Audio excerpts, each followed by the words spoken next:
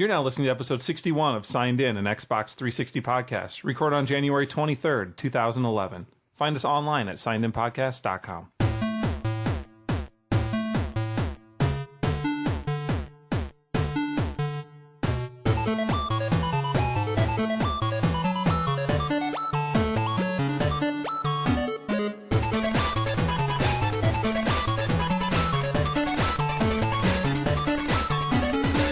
Hey everybody, welcome back to Signed In. I am Jeremy Superfro33. I'm Craig Profdresser. And I'm Sean Shonix. How's it going, guys? Excellent.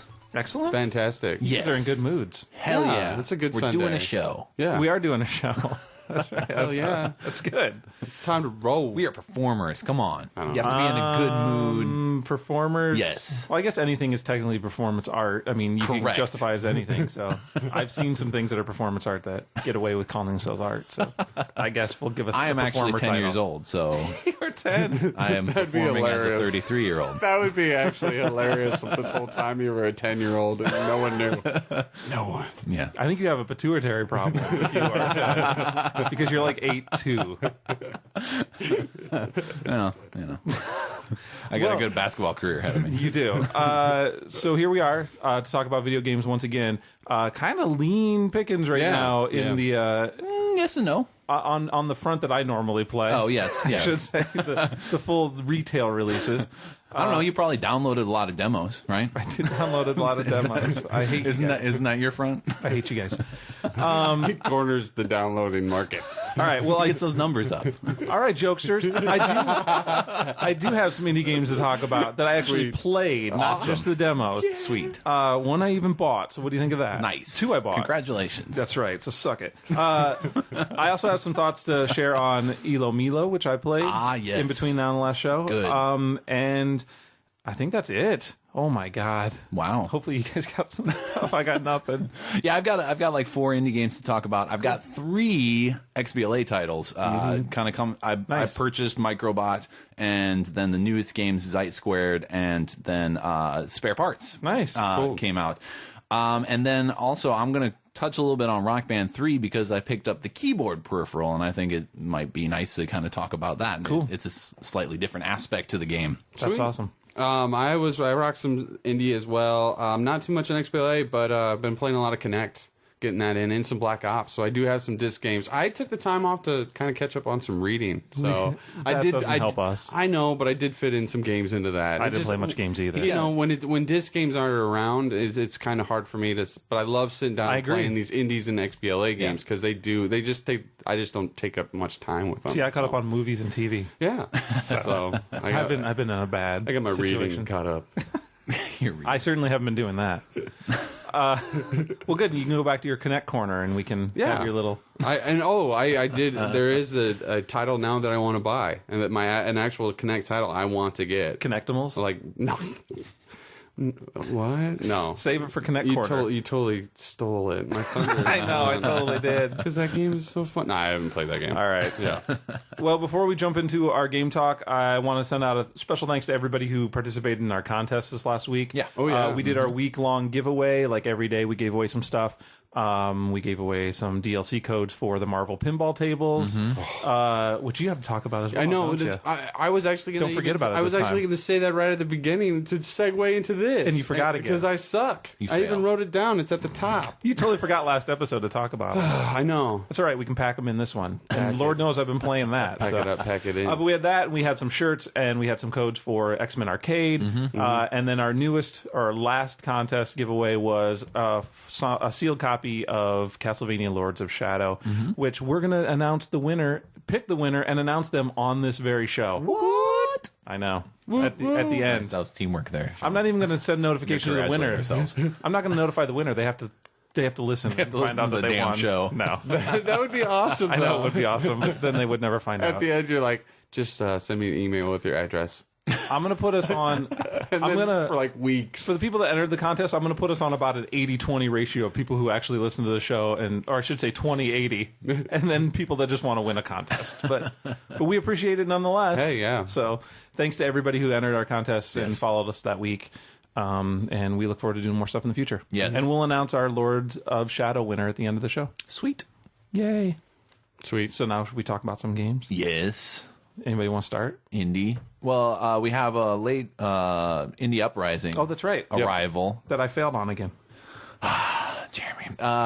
Called Alpha Squad. Yes. Right. So this comes from Dragon Divide, sells for 240 points, and basically it's a multiplayer twin stick shooter with a slight dungeon crawler element. You're picking up gold and stuff like that to purchase upgrades. Well, sort of.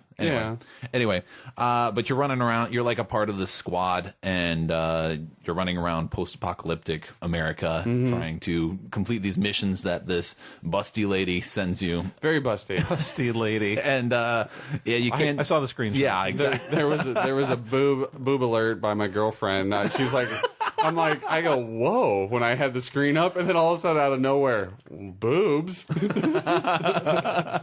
just in case you didn't notice. Yeah, I was like, I don't know what game this is. It's very helpful. We're gonna play it. So it's got 4-player co-op, local and online. Actually, no online on the demo, but yeah. So that's very nice. And so you kind of work your way through like a maze of areas. Yeah. Some of them are open and some of them aren't. Exactly. You enter an area and then enemies will start swarming at you. You have to defeat the enemies, and once you defeat the enemies, then you have opportunities to go in buildings or move to a new area, so on and so forth. And that's about all I got out of the demo. Enemies do drop money, I said before, and weapons, health packs. Like that. Yep. You can only carry one item, which was kind of weird, I thought, but whatever. And the weapons have limited ammo. And I didn't think of that before I purchased a weapon in the armory. So you pick up all that money and you can press the pause button and go to the armory at any time and purchase stuff. And so I bought something, and then I'm just like, woo, and then it was done, and I'm like, oh. There goes my $2,000. I didn't even check out that. So then you have a default weapon that you always use? You always have a machine gun, Okay. Yeah. And the 4 main characters are all kind of archetypes. Yeah, I was always the grunt or the Carmine of the group. The grunt. Yeah. Well, they have three main characters who are all have personality. Then there's this sidekick guy. Basically. He's pretty much Carmine. He's like, I wish I could. I hope I can make it on the team. His armor kind of looks like Halo armor. Yeah, and a little stuff like bit. that. He has no face, and because he's got his helmet on. Yep. So I enjoyed it. I liked it. I thought the price was pretty cool. I would like to play some multiplayer. That's too bad that wasn't like available on it. So well, the local multiplayer is. Yeah, I didn't have that opportunity either. Yeah, because the solo is decent, but didn't really wow me. And I think the multiplayer is where it's going to be at. I like hearing that it's online multiplayer. Yes, that's very nice, and you don't see that with a whole lot of indie games. Unfortunately, there was some nice little you'd go into some of the rooms and there was you can activate certain parts of it, and there was like a TV, and all of a sudden there was dialogue back and forth between the other characters when you'd be in another room. Yeah, even though they weren't with you, but there was still that, and it was like, oh, you're stupid, and or what are you gonna do when you retire? And I thought it was pretty neat. There was some story element to it too that I wasn't expecting. And there are all these just because there are these crazy people coming in to attack you, but there are also you'll find these hooded people standing in rooms sometimes, and I go talk to them. But then you can just shoot them, and there's no consequence for it. That's what I didn't understand either, because I walked in the room, saw somebody, and you just start. I did that. So too. It's like life. No consequences whatsoever. None. But there's definitely a lot of work on the art and on the music in the game. And like I said before, I think the multiplayer is going to be where it's at. So if you have people who live in the same place as you, who are willing to play games with you, or other people, or you can convince other people to drop $240 for the game, then that's definitely a good investment. Yeah, I mean, out of the end of the winter uprising, I like that. I like the game. It's nice. Yeah, it's nice. Cool. I played some Squid. Which is very, I'm trying to think of the easiest way to describe it, which I hate using the go-to, which is Geometry Wars, but it's solely what it has to be. Okay. You're fighting, you're a ship that's flying around, and it's almost like a twin-stick shooter, but you don't shoot. It's kind of like the pacifism mode, or like Fireball would be. Yeah. But you have no options for weapons. The only thing you can do is you get shot and the bullets follow you, and you have to redirect those into the enemies themselves. That's kind of cool. It's awesome. I really enjoyed it. It's 80 points. It comes from Sam and Steve Productions. and I had a blast with it. I mean, all the ships are like geometrically shaped, and so it's that kind of look the again. vector style graphics, yeah. And you're in kind of a rectangle area, so you have like an edge that you can go to, and that's good too because the bullets, some of the different enemies obviously have different kinds of attacks or different bullets, and one of them shoots.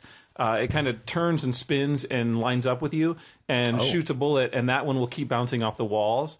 But the only way to kill that enemy is to have that bullet bounce back into them. Its own bullet? Yeah. Wow. Yeah, so, because I noticed on a couple of the other enemies that it seemed like crossover bullets from other enemies would kill them. But on this guy, I tried to direct some of the blue ones, like the basic guy.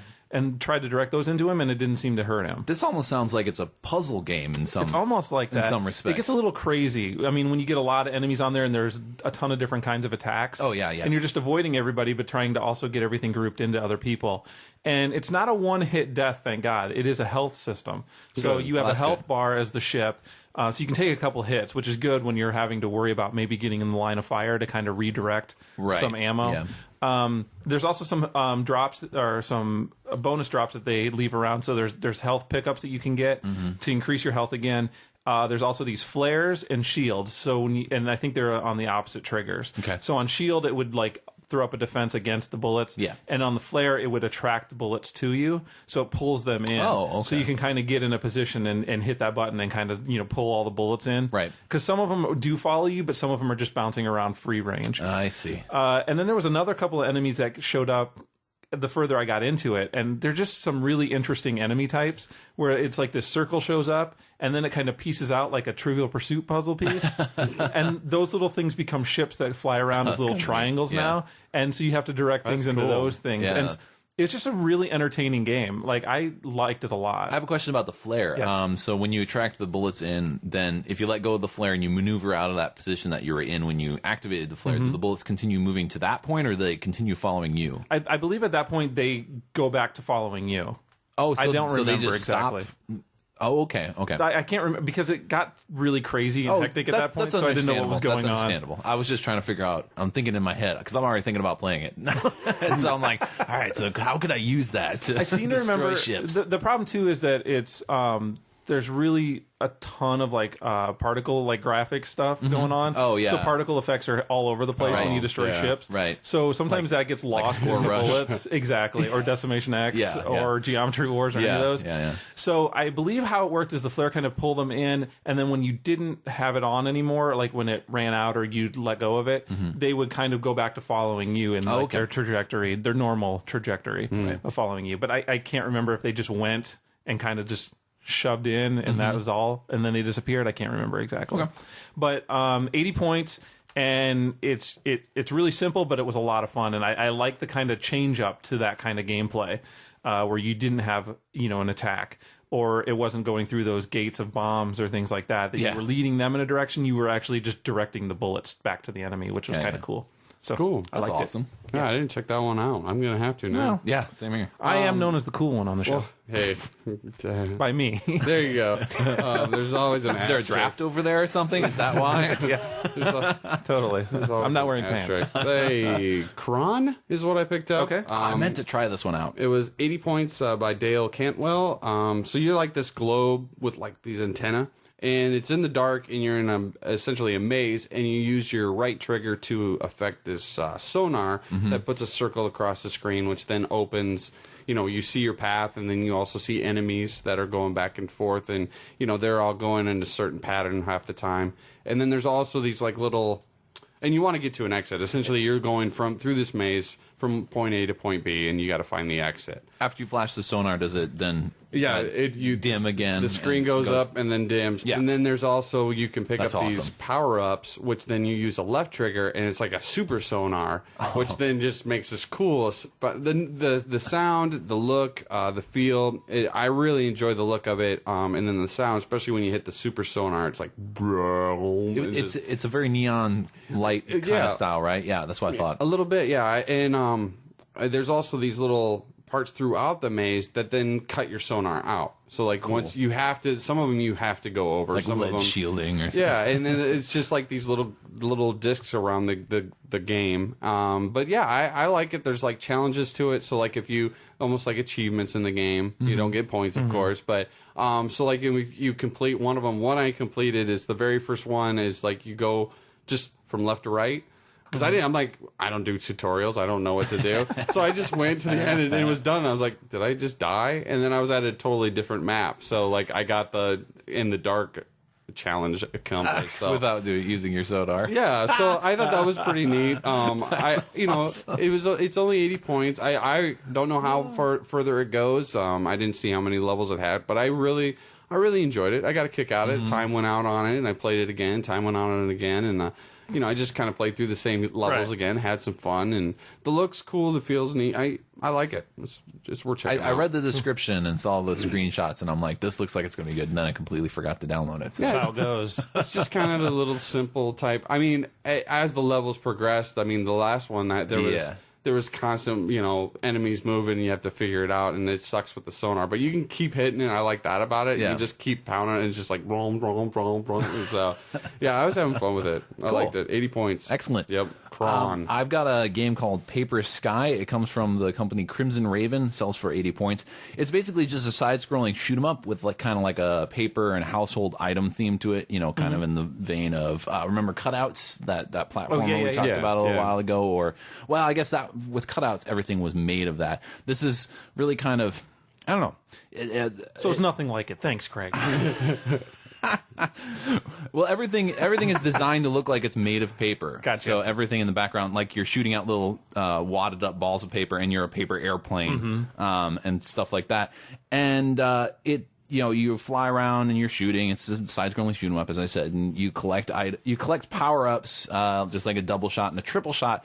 And the triple shot is like a spread shot, and that confused me at first because I was expecting just 3 bullets shooting straight forward, like the 2 bullets, and then all of a sudden I'm shooting in 3 different directions. I was like, oh, okay, well I got to change my strategy a little bit there. You can get these little wingman ships that fly along with you and pick up extra lives, and then it also has experience points. So the enemies shoot you, and they're these like comet-looking things. They're like little paper balls with like a paper trail flying behind it. But then after you shoot things, then there are these green dots that fly towards you. You auto-collect them. You don't have to pick them up. But every time I start up the game, I always forget that those are experience points, and I'm like, holy shit, they're like missiles coming. You avoid them, I'm fine. You can't avoid them because they home in on you. But it always makes me panic for like a half a second. Yeah, when it first happens. I'm not exactly sure what the experience points do. I got up to level 2 once, and I don't know. It didn't really explain. I tried looking around. I didn't look too hard though. So I don't know if maybe you have to get up to like a more significant level, like level 5 or something, before significant things happen, or maybe it affects my health or something. I don't know. I'm not exactly sure what they do, but there are experience points, so I assume there's some sort of progression going on. But it's basic shooting, and it's not really anything you haven't seen before in terms of the side-scrolling shooter. And really the enemies move rather slowly, so it's fairly simple for most of the game. But then there are these areas you'll get to in a level where there'll be a challenge, or the boss, or a mini boss, or something like that. For example, a challenge, there are these little parachute guys dropping down from the ceiling, every once in a while when you're running through the level. And then you get to this spot where you stop moving forward, and then there are these entire waves of parachute guys coming down with like 1 or 2. There's one hole in the wave, and so you have to kind of fly around. Oh, wow. But you can't shoot backwards, so you can't just shoot them out or anything like that, because you can only shoot straight forward, and so you have to kind of maneuver around. And so it's a little less about shooting and trying to just maneuver and all that jazz. Oh, there is also like a super shot or whatever. I always forgot that was there. I didn't remember it till like the last time I was playing. But that wouldn't help you in that challenge either.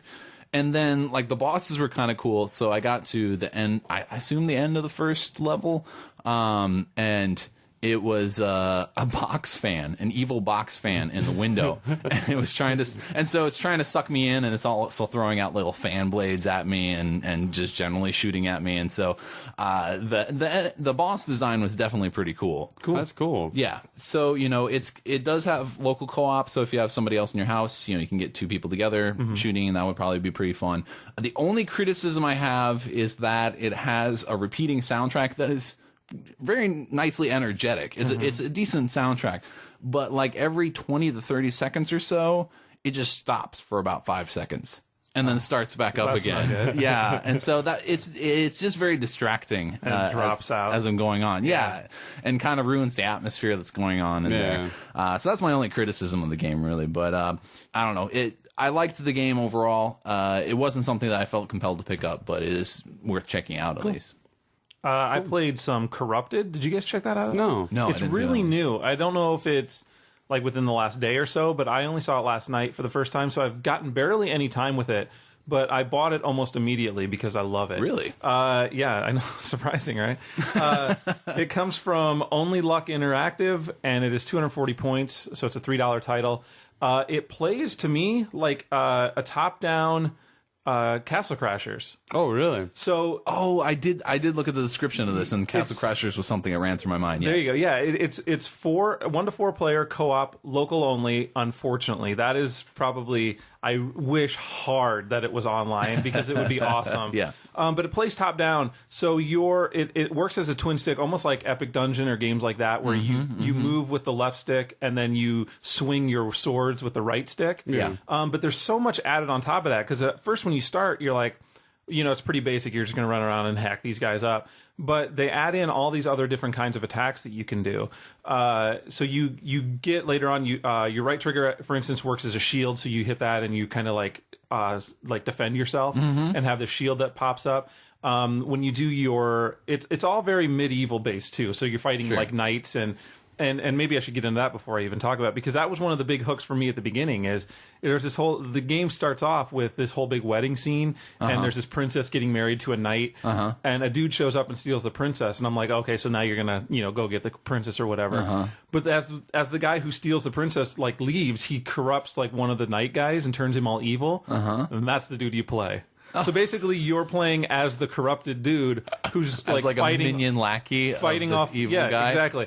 That's awesome. And you're fighting off all the other like dudes that are trying to get back to the princess now. Like that knights is fantastic. And so it was an awesome little twist that I wasn't expecting at all. That's really cool. So I was right in already, right away, because you don't play as the good guy, you play as this dick. That's awesome. Which was awesome. So going through the tutorial levels at the beginning, which I only got a couple levels in beyond that, but they start.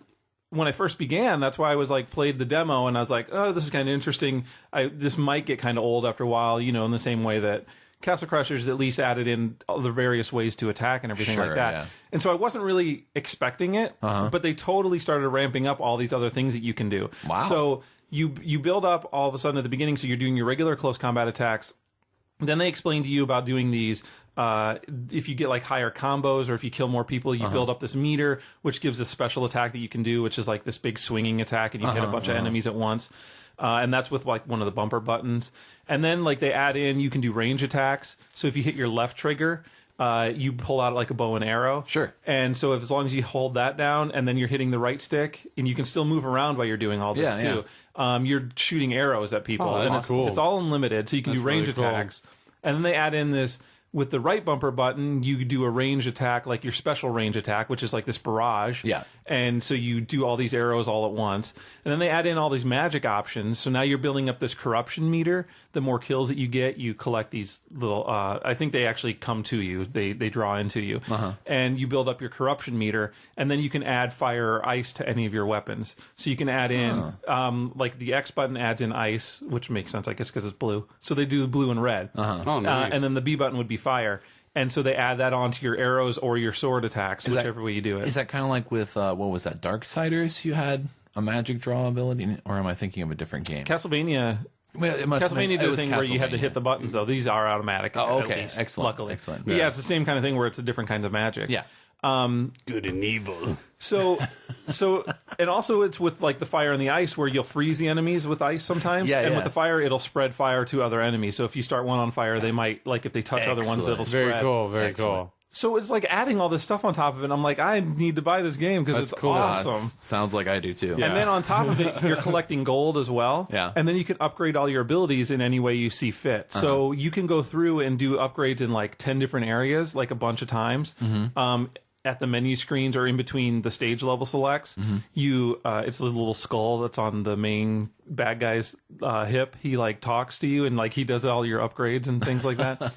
But then he was also talking about this focus upgrade that you can get, which when you play multiplayer, if people are close enough to you, if you activate that fire or ice, they get the benefit as well. Oh. So now if you're standing next to people and they're activating their corruption power, it's basically shared, so you get to the bonus of it as well. Nice. And then there's like if you hit the A button, you heal people.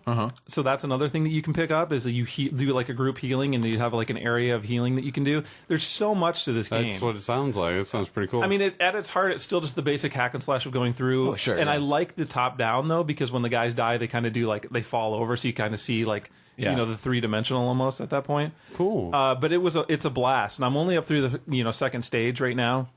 But it seems like something that I would totally love.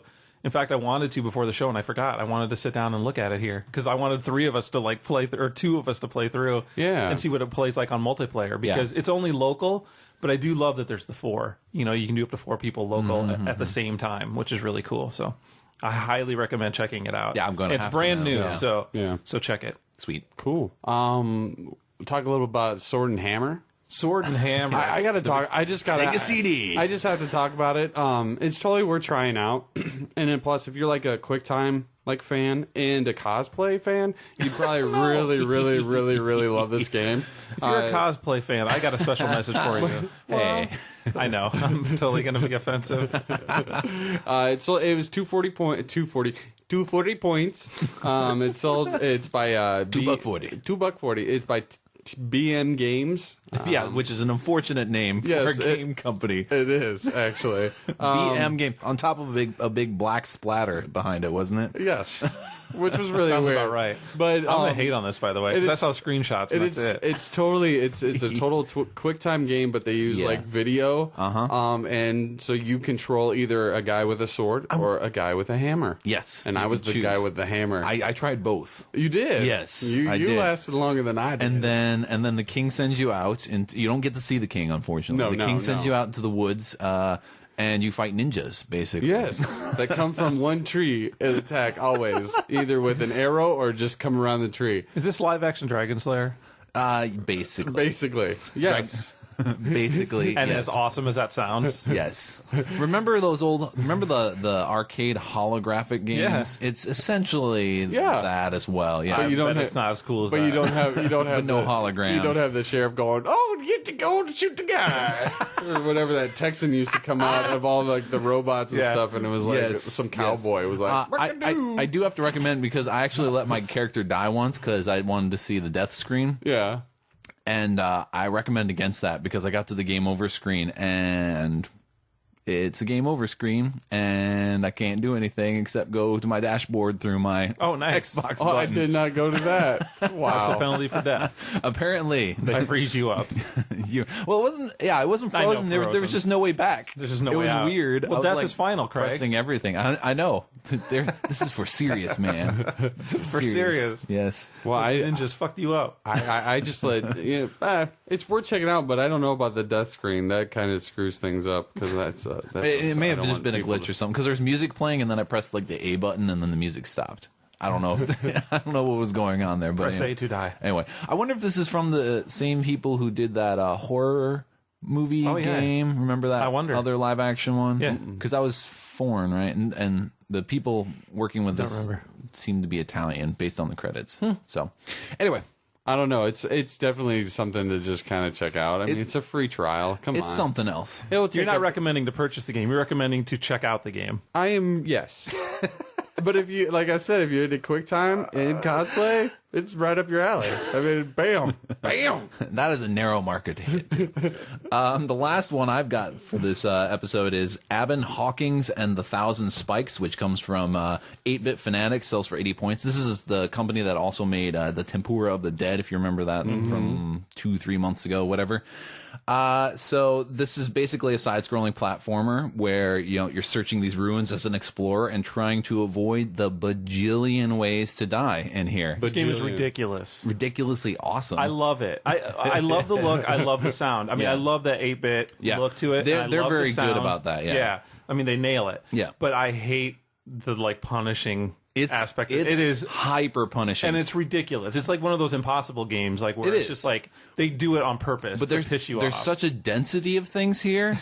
I mean, it's like each area is actually quite small, but there are literally death traps within death traps. I had a block almost fall on my head once. I dodged it narrowly, and I said, "Whew!" And then I jumped down on the block, and spikes shot up out of it to kill me. I'm like, "You son of a bitch!" And when it started off, and it says 999 lives. Yes, you start with 1,000 lives. I just went, I'm in for hell. This game is gonna kick my ass. You die in like 2 seconds. Like it's just gonna happen. It's gonna happen because you're gonna jump onto a block and you're not gonna know enough spikes to stick out of it. You need those lives in order to figure out the pattern to get through. Which means you're also gonna get about 3/4 of the way through and die and have to redo it all again multiple times. Yeah. But yeah, so the first time that kicked on, I died once and it was like it went to the dead screen. Yeah. You are dead.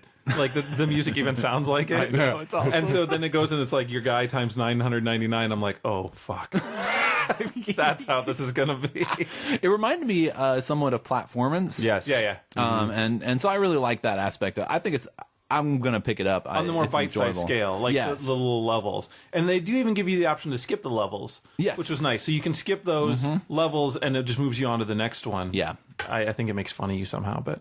Yeah, like it says, you're not going to get any treasure or something. Yeah, but then I love the map too. Yep. Oh yeah, the little Ghost and Ghouls map that it goes to. Yeah, like in between. It's really cool. That was awesome. This is a game. It's $1, but it's $1 that will kick my ass and just punch me around and make me feel like I'm not a game player at all. Right.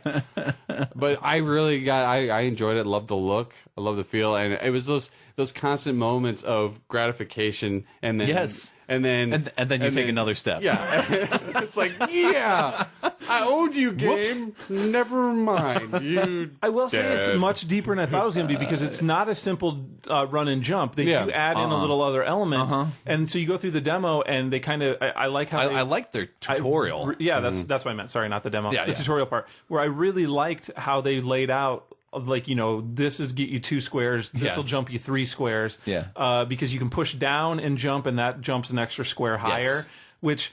But takes you a little more time to do. It's really inconvenient to do, but I think that's probably the point. Yeah. Because pushing down, it's like you have to stop. You can't do it in motion. So you have to push down and then jump, and you'll jump on an extra square higher. Yeah. So it's your height and jump. Yeah. And so I constantly felt in this tension as I was moving through a new area or something like that to want to keep running forward because I was afraid of what I was already standing on, but then being afraid of what I'm about to stand on, so not wanting to move at all.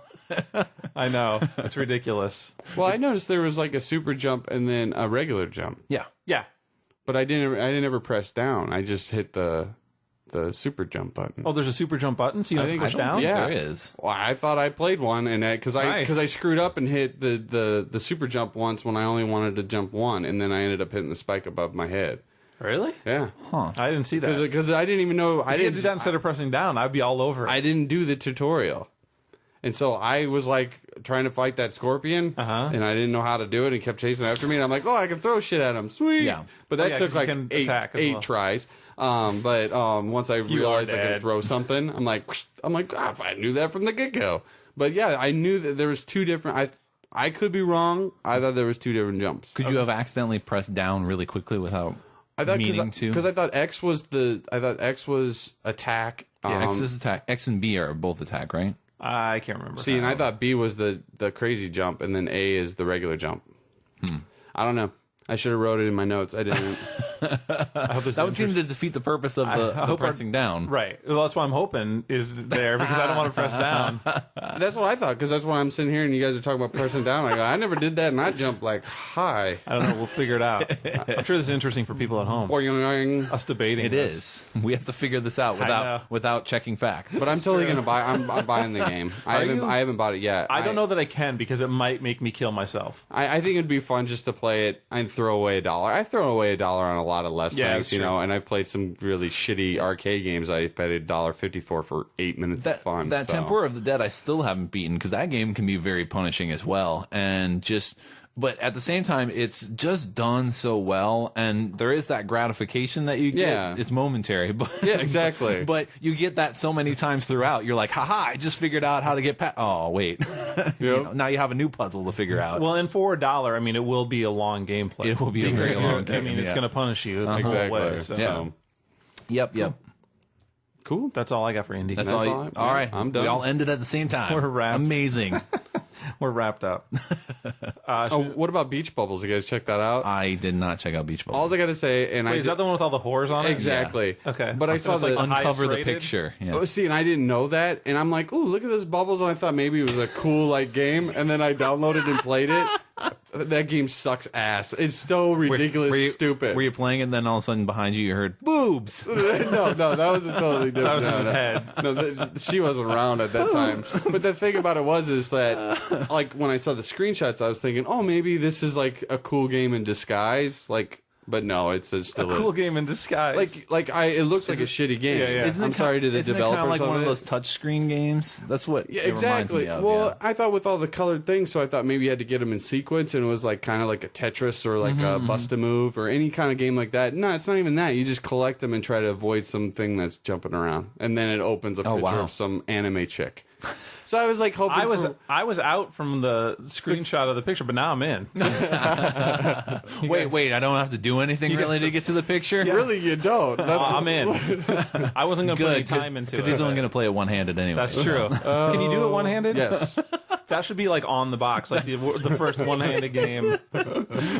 Only requires one hand. It needs to be Kinect, so I could just go like that, and you're done. Oh no! Kinect. Well, it's only you're just moving a cursor essentially, and the cursor is some chick with a jetpack on. Yeah. I was hoping it should be a game that you can play with Kinect that you can move in a jerking motion. I mean, a handshaking motion. There you go. Did I go too far? Yes, we derailed. But I was wondering if anyone tried the Beach Bubbles, because I was hoping for like some, awesome game in disguise. But it was a shitstorm of crap. I'm going to check it out now. I'm sold. You'll download it. All right, should we talk about some XBLA then? Yeah. Or is there anything else? Do we want to talk about the Maid in Balloons game? No, I did not check that one out. Indie games? No. Anyway, so XBLA, I've got one to go back to, if that's all right. Yeah, what you got? And that's some ilomilo, which I picked up since the last show. And I ran into the exact problem that I thought I was going to, which is I got super frustrated with it. Really? In some of the levels. I think that they piss me off ridiculously. Yeah. I really, really like it. Yeah. I love everything about it. I think it's cute. I think it's smart. I think it's a ton of fun. Yeah. But I got to some of those later levels, and it's the ones in particular with the floating blocks up and down, and then the ones that are the turning. And I would just get so turned around, and so I was just having a hard time wrapping my head around some of them. I would have to use that back out vision often to kind of reorient myself. And I don't know how many minutes it is that I sit there and stare at it that is my breaking point, but I've gotten to it a number of times where I'm just like, I'm so mad right now at this game. See, I have to stop. Immediately, I really enjoyed the demo of it, but immediately I knew that's what that game would be, and I would already purchase Rascals, and Rascals does the same thing for me. I get frustrated with that game still. But I knew that ilomilo would just even infuriate me more, so it was like an option. I was like, I wanted either or. Yeah. I had a reverse reaction, sort of, because I agree, Rascals has a lot of that same sort of frustration in the moment sort of deal. But with Rascals, it was much more frenetic and right now, and I gotta react, that sort of thing. Whereas with ilomilo, I could stop and your brain shuts down. just kind of sit there for a little bit and kind of digest things. Yeah, but that was almost worse for for me. Like, Really? see, and I think that's maybe a worse thing for me, where I sit Sure. there and stare at it for 8 minutes until nothing makes sense. Yeah. And I'm like, I am so tired of trying to figure out how the fuck these guys need to line up. So I need to like do. And so on Rascals, that kind of frenetic experience is that it's so quick that you either get it or you don't. Yeah. And so when you get it, it's done quickly. Yeah. You know, and True. in this, I guess in this, it would be the same kind of scenario. Yeah. But there seems like there's so much manipulation that's needed in some of those levels, like Yeah. where you need to drop this off in this specific spot. I think maybe the thing is it needs to be done specifically. Like there's, you know, 1 or 2 solutions to get everything and to get them to meet up. I know there's multiple ways to get them to meet up, you know, on some of them. Are there? I think on some of them there's a I always thought different- there was just one way. I think on a couple of them that I've experienced, there's a couple different ways that you could have them meet up. I guess you can meet up at different points. Like, That's what I mean. Like you can have one dude, you know, go across this bridge, There's or you can definitely- have the other dude go across. I guess what I mean is there's definitely a way to end it early, without getting everything. Well, yeah, you can do it without. But I getting want to get everything. Oh yeah. So, so did I. There's me of like, well, I can figure this out, I can solve it, but I want to get everything. Yeah. So then I get like really OCD about it. Yeah. And then I get crazy. Understood. But I love it. I just want to finish it. Yeah. Is my Yeah. problem. Yeah. I finished it. I know you did because you're awesome, and I'm not. Did you get the extra mode? I did. I did get the extra mode. That was frustrating, but I like that. fun at the same time. Yeah, I think it's fun. They Yeah. do a little old school like handheld yeah. looking game where the like ground shifts and you got to keep from falling off and Yeah. collect all these coin things. that's more like the Rascal sort of Yeah. you know situation. You just keep moving around. Yeah, exactly. And that's really frenetic. But they were, based one. but they both move at the same time. Yes. But if they run into an obstacle, then you know it's difficult to explain. But it was fun. yeah, I Cool. liked that too. Neat little bonus. Yeah. What is the other autumn thing that's in there? Does that open up at the end of the game? Because when you play, yeah, there's an yeah. autumn story or whatever it is that's Yeah. locked right now for me I'm trying. because I can't finish I it. can't remember what it is. It's been a few weeks since I played the game. But I'll have to look at it. Is again. it something that you went into and did? Is it just I can't remember. Okay. I, Okay, gotcha. honest. Sorry. Yeah, it's been a while. So. now? Damn you, Craig. Now I'm know. pretty sure you have somebody else play the game for you. I don't know that one. I'll have to check. I don't. That's how you got through it. Son of a bitch. That's how he passes people in his courses. He's like, okay, Can you play this game for me? Your assignment this week. Hey, Hey, now. Don't give him any ideas. I'm going to go back a little bit to something I talked about last episode, Microbot, because as I mentioned last episode, I'm like, I'm going to get this game, and I had the intention to get this game, and then EA decided to have a sale. and then 2 weeks after its release date, they put it out for 50% off, and I'm like, oh, I'm getting this game right this second. Glad you didn't buy it when it came out. Yeah. I mean, it was still if you. I would have been okay. I get into this conversation multiple times. If you feel that the game is worth whatever Yeah. you paid for it, then you can't say you ever got fucked on the price. Yeah. Exactly. And that's how I view all that stuff. Yeah, It's you- like if you thought it was worth $10 and now it's $5, you still thought it was worth $10 when you bought it. So. Yeah, you guys know me and my weird ideas about I like know. free stuff and sales and junk, and so that wouldn't have bothered me. It would have bothered a lot of people, I'm sure, but, Yes. but it wouldn't have bothered me very much. But so I got the game and I've played through 3/4 of the game or whatever. I don't know. Why don't you know? My camera doesn't go that far. It's- in your it- part of it. You need to get a better mount. I know. It's a very challenging game. I also looked at a review over on Joystick, which was kind of scathing. Really? Yeah, it was a bit mean because they called it they titled the thing biohazardous material or something like that, and I'm like, I don't know about that. I will tell you, I played the demo. I didn't like it at all. Sure. I really didn't like the design. I didn't like the control. I think that maybe it would get better if you went in and can upgrade the stuff, because I went into some of those shops or the shop that you can go into, Yeah. and I saw that you can add in all those other Oh, yeah, options. yeah. And so that seems like there's some longevity there for me, and maybe it would improve. But from the get-go, when I tried the demo, I didn't care for it at all. Sure. I don't know if I'd call it biohazardous, material, whatever, but yeah. I'm also not going to get viewers either. So True.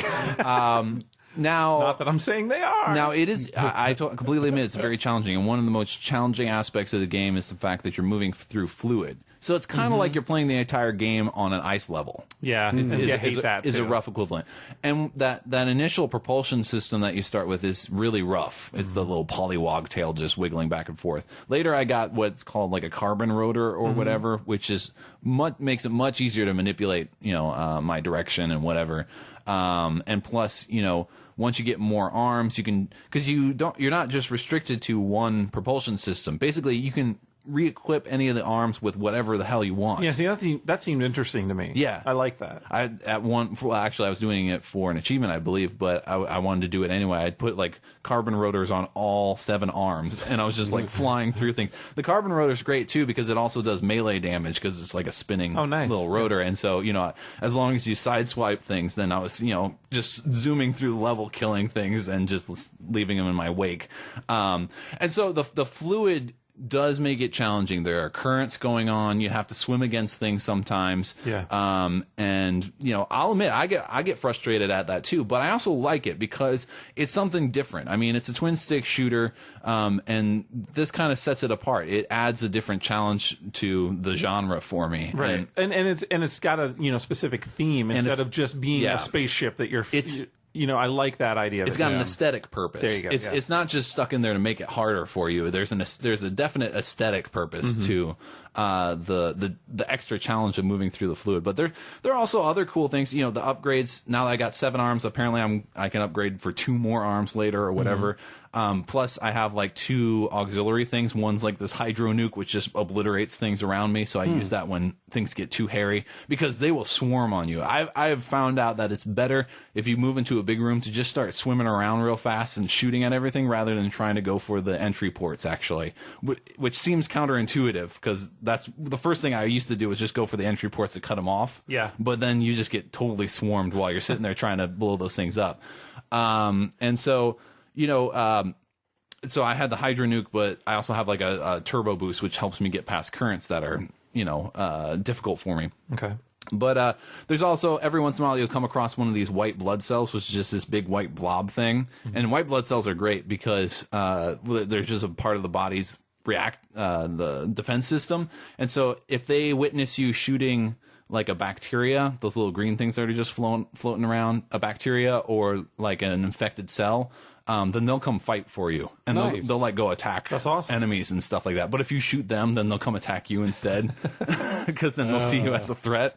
And so that was pretty awesome, actually. I like those. Really I would make sure my white blood cell could trail with me as much as possible. Then once I witness a white blood cell go through like this cauterizing laser and just like get obliterated, I'm like, oh, white blood cell, no. But your little buddy, he got sliced up. I'm like, you're such an idiot. That's a laser. I don't know what it's doing in a body, but it's here. So and the different levels are in different parts of the body, and they have variety of different aesthetics within each one. So I thought that was pretty cool. Overall, it's really a twin stick shooter that offers you something different, and I think that's why I like it so much. And you guys know me, I love aesthetics. And so this is dripping with aesthetic, and so I think that's why I'm willing to overlook the it's not dripping with anemic. Go back to that one. I can overlook the frustrations and of the challenge, and appreciate them for something else, I think. So, while it can be very frustrating, I think overall I like it a lot. Cool. I still haven't finished it yet because, man, I get swarmed sometimes. To piggyback on the EA sale, I think I need to pick up that S-Bank Thongs of Virtue. Oh, because that's included in the sale too, so it's half off. The sale's still going on? I think it's to tomorrow. Oh, okay. To the 24th. Yeah. You better hurry on that. I need to finish Deathspank. I tried to get back into Deathspank, and I didn't. I got past that one part that I was stuck at in that fire level thing. Guy, but it's like it's the same problem I have when I'm jumping back into games where it's like relearning what you're doing and how to do everything. Right, and you don't have the momentum of the story. And exactly, because you're just going from like a standstill, and I need to do that. Yeah. And so I think I need to buy Thongs of Virtue now. Even if I don't get to it right away, I need to buy it when it's half off. Yeah, if you're serious about playing it, you should pick it up. Because those finally both of those went on sale. So, so that's a good deal. Yeah, very, very good. Awesome deal. Very, very good. I'll touch back on an older game, older game, but I didn't talk about it last game, but the last show, Pinball FX2, the Marvel table. Yeah, let's talk about it. And Street Fighter, the Street Fighter table I bought. Because I play them all the time. But yeah, you were talking them up. Fro was big time, of course, loving them, and I've had some fun with them. I think they're great. I just love the fact that it's pinball.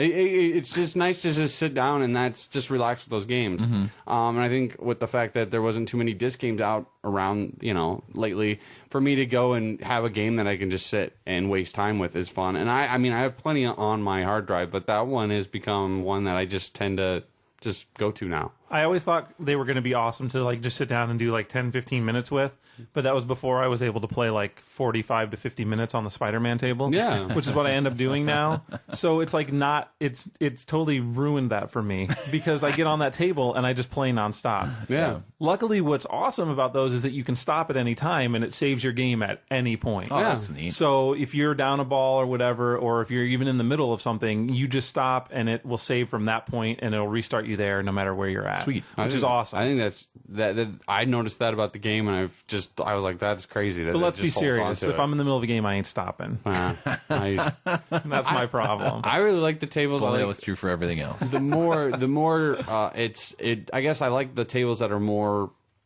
old school tables that remind me of old pinball tables. Where just the Iron Man table, Spider-Man table are two that I have that are my least favorite. The Spider-Man? Yes. There's too much shit going on. I don't need all that. No, crap. there's not though. Yeah, there is. We need to talk about this. I plays am better talking than you, about so it he's got right everything now. activating. But I dig the old. I mean, of all the tables, I think Blade's my favorite, just because of the look, the feel. I love the lights. Blade's got so much shit going on. No, to me it doesn't, because it reminds me of an old school table just by the way it's set up, the design of it, the layout. Plus, I like how I love and I hate the fact that the way to get to like one of the ramps is through bumpers. And it's a bitch because you got to line it up just perfect. See, that's what makes it not good. But I have fun on it, the table, and that's the thing. And then the other one is Street Fighter. I really enjoy that one just because it's just the way it's set up. It's a simple table that I can't score high on for some odd reason. But I think the reason I score big on like the Iron Man table or the Spider-Man because there's a lot of extra stuff to it. And then that's fine, but I get so frustrated with the craziness sometimes, and that I'm like, yeah. The Spider-Man, everything's worth a lot of points in Spider-Man, so that's why the score increase goes up so much on Spider-Man because they're really high. It just seems I do so much better on that, but I don't think I do. No, it's just that the point values are so much higher. But all in all, I'm looking forward to any other licensed tables from PIB. I think that's what's gonna win me over are the licensed Bandit. Oh, I would do that one, especially if they had like a middle, like from 2 where they get all the semi, the big convoy, and do that circle and crush all the cops. Where the fuck is Smokey and the Bandit coming from? Smokey and the Bandit 2. Okay, but where's that coming? The Deuce. Oh, I don't know. I'm offering him old pinball. Licensed material. All licensed That'd be some pinball shit. game material. I just like how you Dukes throw of it out. Hazzard. The Dukes of Hazzard, like the old Playboy freaking table would be awesome. I like how you throw it out, Craig, and then, like within like 2 seconmes, Sean's got like, and they'll have this convoy coming around, and you have this. And Look, I know Sean will. I know it's funny. Because you put those circles, like I'm looking forward to that too. It's like when they used to put the magnet in the middle of the table, that when they spiced it up, and then you'd spin your ball and shoot it places. Iron Man's got that one. Iron Man's got that going on. See, and I don't get to that point. One of the modes when you unlock you open up the Iron Man suit and go in, the whole thing, and it does like a bunch of different types of battles you can do with Mandarin or Whiplash. Yeah. One of Mandarin's things is like this vector beam, and so his power source thing in the middle, it like sucks like 4 balls in or 3, and they all spin around. So that's funny, and then it shoots them all out. Yeah, I've got that part. I hate the Iron Man table. I like all the Marvel. I don't like the setup. I like the other 3 Marvel tables, but I hate the Iron Man one because it is punishing. Yeah. Like with the whole back half being ramps, you can definitely shoot to the ramps, but if you're off ever, it shoots that ball directly straight into the hole again for the most part. Or it comes back with such force that it's hard to counter. Right. And there are so many frustrations with that table for me. Like it's just it is not fun. Yeah. I keep playing it to try and increase my score, but I don't have fun on it. Yeah. That's too bad. Yeah, it is really it's disappointing. But I think they look awesome. But the Spider-Man one, I'm ready to fight you on. Well, that's fine. You can fight me all you want because I'm that's what he meant by discuss this. the big. Yeah. Discuss this with a We need to discuss this later. You will like it. It doesn't have that much going on it. That's what I'm confused with. No, it's just I don't know. There's something too about modern. it. It's the most you can. It's I find it, out of all the tables, it's the most control you have. Like, it is, you can control almost everywhere that you want that ball to go on that but table. I always go, see, the one thing I always do, because I can hit it every time, is go for the center and then go through the little... You don't want to go that way. That's the way I do every time. You don't go up to the top. I know that's where you want to go, but I can always hit the center and then it rides down. And I'm like, it's always safe that way, you know? It's always coming back to where my paddles are. Well, that's how I find everything in that game, in that table is. Yeah. I'm gonna get very passionate about Spider-Man. I know you are, but I didn't want to say it. But I'm not gonna like. You can say I'm not gonna jump on the Spider-Man bandwagon. There's no bandwagon. I'm gonna start it. What's that parked out front? It's more like a smart car. Oh, okay, that's true. It's like me and one other dude. And that's all you can fit in. And a cart behind it, a little red wagon. Yeah. But they're fantastic. I'm looking forward to more licensed stuff. Yeah. It's a steal for $10. DC needs to jump on it. Oh. They can grab all of us nerds. Every friggin' comic book, video game license needs to jump on. My that thing about the Pinball FX, and pinball. that was one thing when we were talking about our games of the year, and that's why it became my XBLA game of the year, because it is infinitely. I mean, it's never ending at this point. Any table that they put out, I'm gonna buy. See, like it's infinitely expandable. Isn't this basically what Game Room was supposed to be? Should have been. Yeah. Should have been. Yeah, I mean, I've tried out. Nice. I've Game Room. I've still visited. Oh yeah, it's still visited. Yeah, a lot of people. And not a lot, but they've gotten some people are still devoted to it. Better arcade games, but I mean, nothing really is just jumping out at me yet. Yeah. So I've already purchased what I want. So yeah, I want some good arcade games. We'll have more Marvel coming. I think pinball at least. What I would love is if you could put your pinball tables in your game room. I know. That's not happening. Sorry. You want everything connected. I do. I want the game room to be. I want my game room to be my hub for my XBLA and indie games. Is this carryover from like comic book continuity? Everything needs to be connected. God, that'd be so sweet. Think about it. You go in there and your indie games would be there. You'd have like a Radiant Games room. Yeah. We talked about that when Arcade came out, and we're like, we wish that you could convert all your XBLA games I'm gonna talk about it to cabinets. Until it happens. It'd be awesome. Explosion Man cabinet.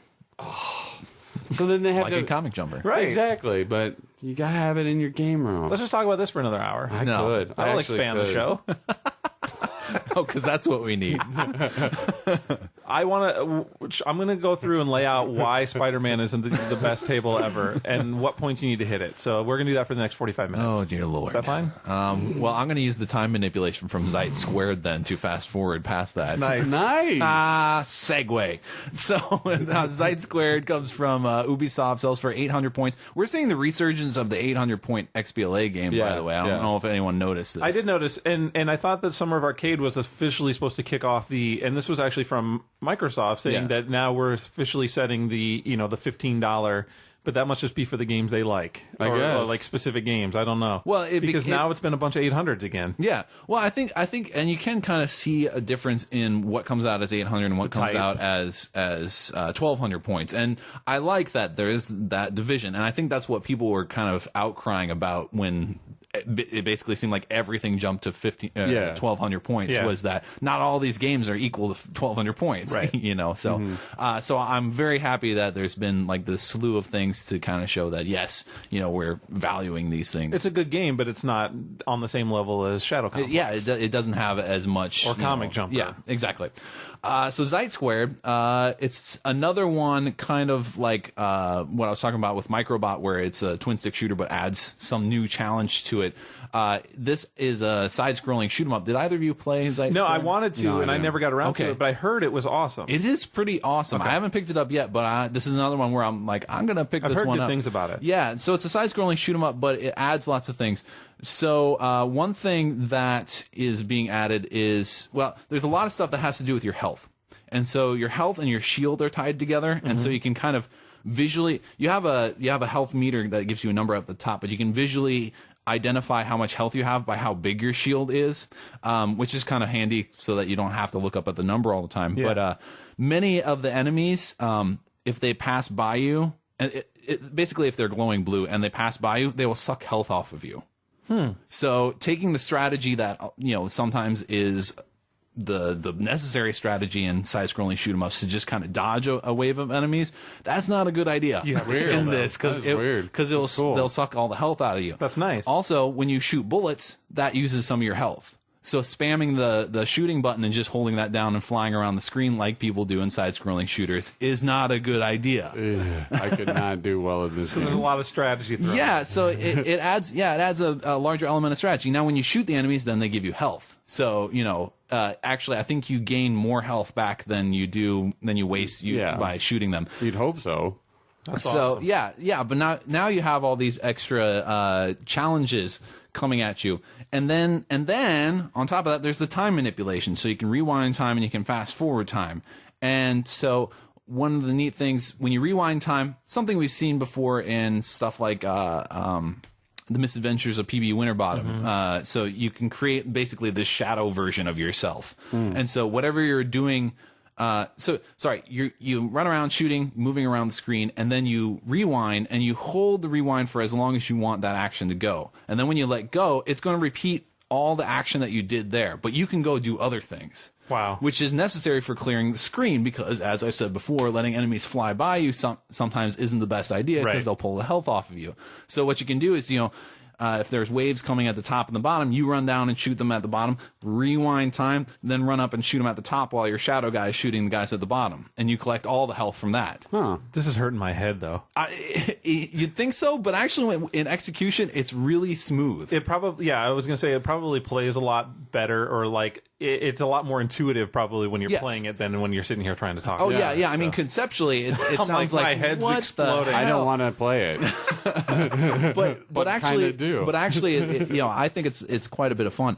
And so there are also some enemies that exist out of phase with time or whatever, and so you have to kind of rewind time a little bit to pull them in for a short period of time before they vanish. That's pretty crazy. Yeah, and That's so cool. they do all sorts of things with the time manipulation, and so it ends up being something kind of unlike a side-scrolling shoot 'em up. You see it, you're like, oh, it's side-scrolling shoot 'em up. I know what this is all about. And then you play the game and you're like, that is not what it's about at all. I don't know any of this. All that stuff is inconsequential. I have to figure out, and it's got a very nice tutorial actually that helps you figure out all of these basic things and pauses the game, says this is what you need to do, shows you pictures about what you need to do. That's nice. And then lets you go do it. Cool. So yeah, that's handled very, very nicely. And also you can you earn like special weapons. I got a beam weapon at the end of the first level in the demo. And what's extra awesome is that beam weapon can interact with your time shadow as well. So for example, I'll fly through a straight line, enemies flying on the top and the bottom. And then I rewind time so that I now have a shadow thing. I fly a little bit behind it, shoot the beam weapon through the shadow, and it shoots out the top and the bottom of the shadow, destroying the enemies at the top and the bottom. And so what you end up with is something that was quite surprising for me. I saw it, side-scrolling shoot 'em up. Okay, I know what's going to happen. But actually, there's a lot of creativity allowed for the player. That's cool. The game itself is creative, but it's something that you don't normally see in a very basic sort of arcade style game. Right. Is this ability to be creative in how you're going to execute what you're going to do. Usually skill is just involved with how fast can you move and know where the waves are coming from and do all that. But no, you have to be a little more creative with this one. So I think that's one of the things that really intrigued me about it. And so it is challenging. It's also got a whole slew of in-game challenges in addition to its achievements, which was nice because crazy things are popping up then, kind of rewarding you for being creative. Oh, yeah. That's awesome. And their descriptions also help you try to figure out ways to be creative and get better at the game. So a really nice game. Like I said, I'm definitely going to pick this one up at 800 points. Awesome. And so then my last game was one of the games I said was my most look forward to, or the games I was looking forward to in 2011, Spare Parts. This comes from EA Brightlight, which is a subdivision of EA that's making all ages games. Which I think you're the only one of us that picked it up. I played the demo. Oh, I played the demo as well. Yeah, I played the demo. But you picked it up after you got the game, right? Yeah, I purchased it at 800 points. Yeah. So basically, I don't know. If you guys played it, why don't you describe? Because I'm tired of talking. No, that's all right. You probably played a lot more than I did. I'll talk, but give the basic description for me so I can catch my breath. Right off the bat, I got a very the mall feeling. Yeah. The intro, all the way up. I mean, it just had that feeling because you're kind of like lost on this planet. You don't know what you're supposed to do, and I really like that. it's cool. It starts you off through the demo. Starts you off through the tutorial, so it shows you how to jump, how to fight enemies. You got different, attack combos using X and Y and all that good stuff. And then you go out, use a teleporter, and you go out to your first level. And it's just, I don't want to call it. It's almost kind of like I don't know. It's an action adventure platformer. It's really. I had some hard time. Like I always think of platformers as like I can get back to places that I leave. Some of them, but this one, I just, if I didn't get a coin, I dropped somewhere, I probably couldn't get back to that spot. You can get back pretty much everywhere. I tried, but I'll tell you what I had a problem with, and that was the dimensions, like the I don't yeah, for jumping. Yeah, because I was things were at like a side angle and things wouldn't line up right, and I just really had a hard time with perception. Depth of perception. I liken this game a lot to the Lego games, and it's the exact same problem I have with Lego games in terms of jumping 3-dimensionally. There you go. So you can't see where you're at and like where you're supposed to go. And, or I mean, you can see where you're at, but you can't like judge jumps and things like that. I think thankfully you have unlimited lives. So and just like the Lego games where you would lose some studs if you died, you just lose a few coins if you die. Yeah, I think that what kind of bugged me about the game was there was no camera manipulation, because what I usually use as my camera was something you use as an action. I kept doing that. You would bump up your armored gauntlets or whatever. Yeah, you switch action parts. Yeah, and so it took me a while, and I think if I had some more time to play with it, I would lose that. I kept doing that and kept trying to change the camera to see. Just treat it like a Lego game, man. I know, and I was having a hard time with that, but I love the look of it. I like the style. I thought I had some fun with it. My only problem was, and I don't know if it's in just the demo, it seemed like the time would go out, and then it would go to like unlock the game or return to the game, and if I hit return to the game, it would return me to the main menu. So I'd had to go through the whole tutorial section again. It felt like it was timing out at certain points. It was doing weird things with because I had that same scenario, and it was when I was in the level where it's like continue playing, and it went back to the main menu. Yeah, and I think that has soured the taste for the game in my mind, because I almost would like to play until like maybe a boss or until I was done with that section of the level to really get the feel of it. But that happened to me like on 2 different occasions, and I'm like, I don't really like that. But all that aside, I don't know. I'm on the fence about it. 800 points I thought was a really good price for it too, and I like the look, I like the style, and it seems like there's some interesting stuff. Especially there's an arcade game inside. I saw that. There's a spare parts arcade game inside. That runs the credits, actually. Damn it! Yeah, it's not an arcade game. Sorry. Sean ain't buying it now. No, but other than that, nice campaigning. Yeah. No, I understand. I can understand that frustration with the demo, because I didn't experience it because I got to that screen and then I went to purchase. Sure. Yeah. But all that aside, which then let me continue, I believe. Right. I still enjoyed it. There was a couple parts that I probably wouldn't like, but other than that, I actually liked the whole fact that you used the right left stick? the right stick. You can also I like the bumper. You can I end up using the bumpers more often. So cycling through. But if you want to watch the awesome animation of him transforming with the new parts, then you have to use the right stick. And so that felt like totally like a Castlevania aspect to me, where you get these upgrades. Oh, yeah. And then you use them for different abilities, or like anything like a Zelda game. Yeah, You get new weapons now. You can do this. Now, since you played through the game, have you finished it? I finished the game. Yeah. Do you have to revisit areas? Like, are there things that are blocked off now that you get upgrades? You go back to them and you can get areas. If you want to collect everything, then you go back and use them. Yeah, and also it has a co-op both online and offline Nice. co-op aspect, and there are some things that you can't collect unless you're playing co-op. Okay. So I don't like that. I know I don't like that in games. I've been playing Little Big Planet, and that's like the same kind of scenario where it's like you have to have multiplayer. But it's not necessary to finish the game. I know. But I hate that I have to have another aspect added in to be able to finish the game if I wanted to. Yeah. I mean, it's just a mental problem on my end. Yeah. But I mean, apparently, OCD. Apparently, there are a few other things thrown in with the co-op as well. So there are these things that you can collect only through co-op, and you can, you could probably fudge a lot of those with just a second controller if you're really that hard up. Yeah, I am. But I lost my train of thought there. You're welcome. But also, apparently, like the partners do cute fun little things. Yeah, that's what it looked like. Yeah, if they use abilities at the same time or whatever. If you press down on the D-pad, then they'll do like a little dance. And you also, as you go through levels, you'll find other broken robots, and so then you have to, once you find them, then you have to go collect like 3 power supplies, and then you have a new character that you can use. And so if you go, because once you're, I saw that. Yeah, there was like 8 different characters you can get. Throughout the game. Once you're in the ship, actually the ship, much like a Lego game, like in Indiana Jones, where you could wander around and do things in the hub area, basically, the ship is a hub area where there are things to find there. There's a hidden robot in there, several parts. And that's what it felt like when I was playing it. Yeah, and I'm glad you mentioned Lego, because I was trying to think of what really, kind of game. I mean, it almost sounds like I'm saying they're ripping off Lego, and I don't really feel that when I play the game, but if you're familiar with the Lego games, then you're going to be familiar with a lot of the stuff here, and I think that's one of the things that really I liked about it a lot. Well, and they can definitely not be ripping it off, but definitely take inspiration from Exactly. Oh, yeah, definitely. Yeah, so that's another aspect, too. And to have all that kind of parceled out in a small XBLA title for $10 is really quite fantastic as well. Yeah, well, after I played the trial, I was really, I mean, I was frustrated with some of it, but I did enjoy it. And then when I saw that the 800 points, I'm on the fence, but I'm probably going to pick it up. Yeah. I mean, I had a problem with the jumping too, but I kind of anticipated that because my mind got into the Lego mode, and and I remembered how much that happens in those sorts of games. There was one point of major frustration for me though, and that was towards the end, and it's not much. No, I'm not going to spoil anything, but with the boss battle, I spent like over an hour fighting the last boss because.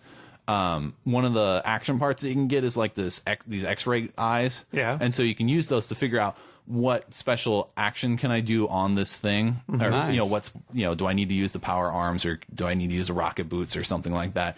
And it can also help you find hidden things too. And also just spits out coins sometimes from things. But and so I was using that on the boss to figure out what to do, and so I was following that. And then there was something else I needed to do, something kind of environmental, but that wasn't apparent to me because I was so used to relying on the X-ray specs to tell me what I needed to do. Gotcha. And so I just kept fighting him and fighting him and fighting him and fighting him. I'm like, seriously, what the fuck is going on? And then I had to go online. I looked it up and I'm like, oh, well, that's easy. And then I did it and he was dead. And I'm like, you son of a bitch.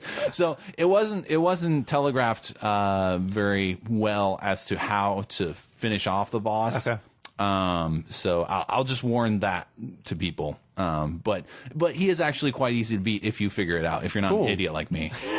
Because the reason I mentioned the X-ray specs was because I was relying on them so much. I think if this was a Lego game where you weren't seeing those sorts of things, I probably would have done that. I was going to say, it's almost like you got into tunnel vision, and it's like like, I'm going to use this X thing, and if it's not telling me whatever else, then that's all I need to know. I was relying too much on detective vision. There you go. And it burned me. Yeah, because if I hadn't, then I probably would have tried that out. I'm like, that seems so obvious now. But so this game basically is a ripoff of Lego games and Batman Arkham Asylum. Is that what I hear? No, not at all.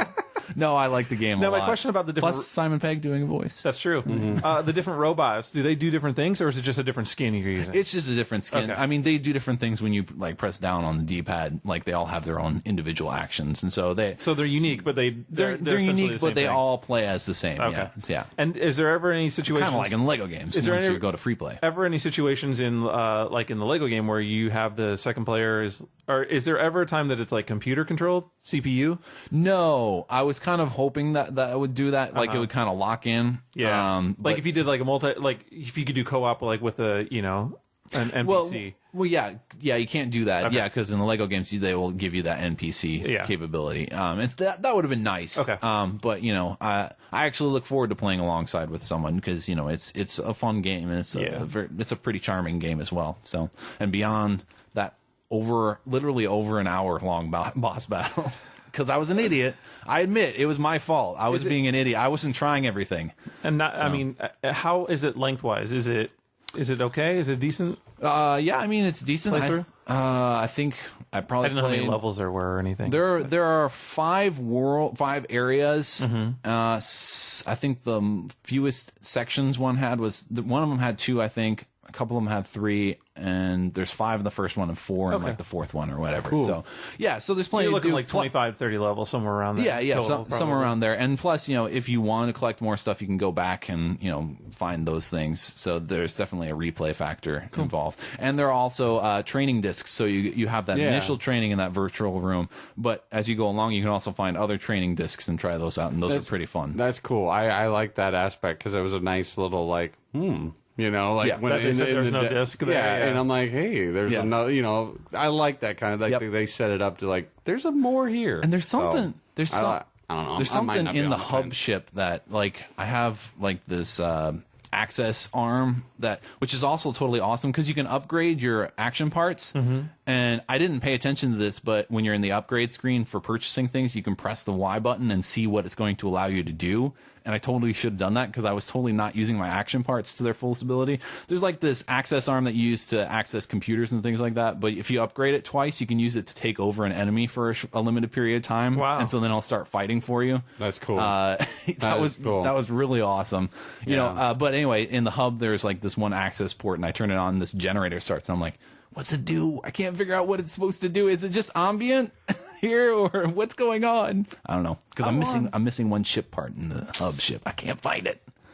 Some of those things are really well hidden. I've got about 85 out of 100 ship parts, but some of them are really well hidden. Other than the trial, I think the trial just gave me a little bit. Rubbed me the wrong way, just because of that screen. I think because I'm like in the middle of fighting, and then it goes to that screen, and I'm like hitting a button, and then now I'm like starting over. I actually had a lot of people asking me while I was playing it, how the game was or whatever, and some people were saying that they're kind of disappointed by the demo because it wasn't very meaty. Yeah. It definitely gets more challenging, and there's a lot more action going on past that very first World Zero. In fact, they call it Level 0. It's not even a numbered level like all the rest of them are. I dug the look, and like I said, I had like almost like the Maw kind of feel when I was playing it. Just I don't know, just the style and like where you're at. And I only found out the enemies look cool too. Yeah, I only found out about a few weeks ago, and I kind of had some impressions that I was going to have this slight Maw feel, this slight Lego feel, and that's exactly what I got, and so I was very happy with it. So in the end, it's a ripoff of Maw, Lego, and Batman Arkham Asylum. Yes. Yeah. Okay. Exactly. Just so I have to In other words, it's awesome. Yeah. Exactly. See? Who wouldn't want... You can't fight that logic. Who wouldn't want Lego Maw with detective vision? Exactly. Seriously. There you go. An idiot. That's you who made my argument for me. I'd rather have a Lego Batman with the Maw. Oh, like you have half of that. Yeah, it's just like totally Lego Batman walking around with the Maw. Sorry, You just want to see Lego Batman go, Maw! Yeah, exactly. What more? All right, that's all I got. Anything for XBLA? Is that it? That'd be it for me too. I got a demo. Oh wait, I have a demo, but I'm not going to talk about one. Why? I want to hear. I might. I want to hear about that. What demo did you play? I played Dead Space 2. Awesome. I couldn't hold out. What I did is I checked it out. All the while my wife scolding me next to me or shaking her head and rolling her eyes. So predictable. But it's the same demo that they had at San Diego. Oh, is it? I played about, if you remember from that show, I played about 30 seconds of on the PS3 before I remembered I can't use the PS3 controller hardly ever. Yeah. And then the dude standing behind me and I felt like a retard. So I like, here, take this. I'll just watch. It's like move. So I played. It was awesome. I'm super excited. Wasn't it terrifying? It's a little more amped up. And by a little, bit. I mean a shitload. It scared the crap out of me. Yeah, and there was that first part where you walk into that room and then like do that flash thing. Yeah. That wasn't in the demo at San Diego. Oh. So it almost feels like maybe they threw some like went through and put some. Were you of like the me stuff and in. you were totally shooting for like 30 seconds afterwards just to make sure? I was not, but I did immediately. I was like, I immediately fell back into the pattern of walking in with your thing, or like you hit the elevator button and then you stand there with step back. You stand there ready. with your gun out. Bring it. Yeah, totally. And it's like it took all of about 5 seconds for me to remember that action. Like you hit the elevator button and then back up and then aim. And you're sitting there tense waiting for it to arrive. I'm going to rip your shit up if you walk out of that door. Sweet. And some of those enemies, creepy as hell. Messed up. I'm looking forward to it. So am I. This week. Yeah, it is this week. All right, I'm definitely going to try the demo. Do the demo. Definitely do the demo. 'Cause I was checking out in some the of dark at like 1 in the morning. Don't when do you're that. tired. Don't listen to him on avatars. those. Those Avatar stuff they have up for the game. Yeah. So it's got me kind of like going, well, maybe I don't have to play the first one. I don't think you will. I don't think you do. That was one thing I wasn't Well, expecting. that's what it feels like with the Avatar Awards. I wasn't expecting that either. In fact, don't play the demo if you want to play the first one because they spoil the entire first game in the Fantastic. They basically I'm explain sold, everything. right? They do an there. amazing job at recapping. Then I'm done. They, I mean, the Cool. first like 2 minutes is just telling you exactly what happened in the Isn't first. that what I said when I played it? Fantastic. I'm Yeah. like, it spoils more of the first game than it does the second game. It does. So, It does. So Well, then cool. you'll be all ready to go. Cool. yeah. It'll give you the rough idea. And then I'll anyway. be bitching about it and how it scares me. I loved it. I'm looking forward to it. I was having some problems. So am I. I seemed to be having some problems when I was pulling up my menu where it was like almost felt too close. Oh, you and know, I was having didn't to even bother like, pulling out my menu. and I had to like back up Yeah. and like change the camera. And I don't remember if I had those problems in the first one or if I just need to get used to it again of like your being aware of your space since it has that projection, you know. But I enjoyed it and I can't wait. Cool. I'm buying it. So it was essentially the same here. type of HUD, you know, like Oh, they yeah, had in the it's all first the one. same. I think which I really, that was that the stuff. one thing No that on-screen I thought was menus. fantastic. Yeah. If I would have No played life more meters. of it. Yeah. It's all on you. Yep. Cool. Everything's projected out. Cool. Looking forward to it. Apparently, we're going to be getting code for Dragon Age 2 armor. I look like Isaac's armor or whatever. I don't care about that. comes so with much. it. I don't know. Neither do I. I always find that stuff funny. The interconnection. Yeah. Or like the. I'm like, does that actually sell it to anybody?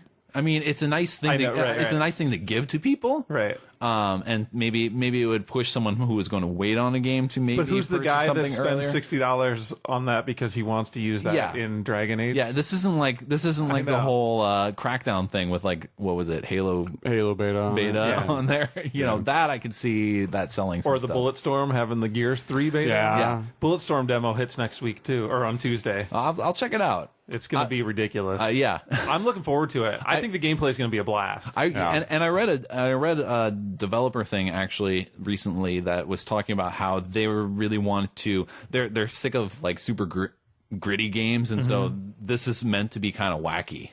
Yeah, I in think some it's- respects. And that's where I have lot a of problem. respects. That's where I have those issues with the dialogue. But Yeah. I know it's supposed to be that way. yeah, It is that's- supposed to be totally over the top and Yeah. just ridiculous. Yeah.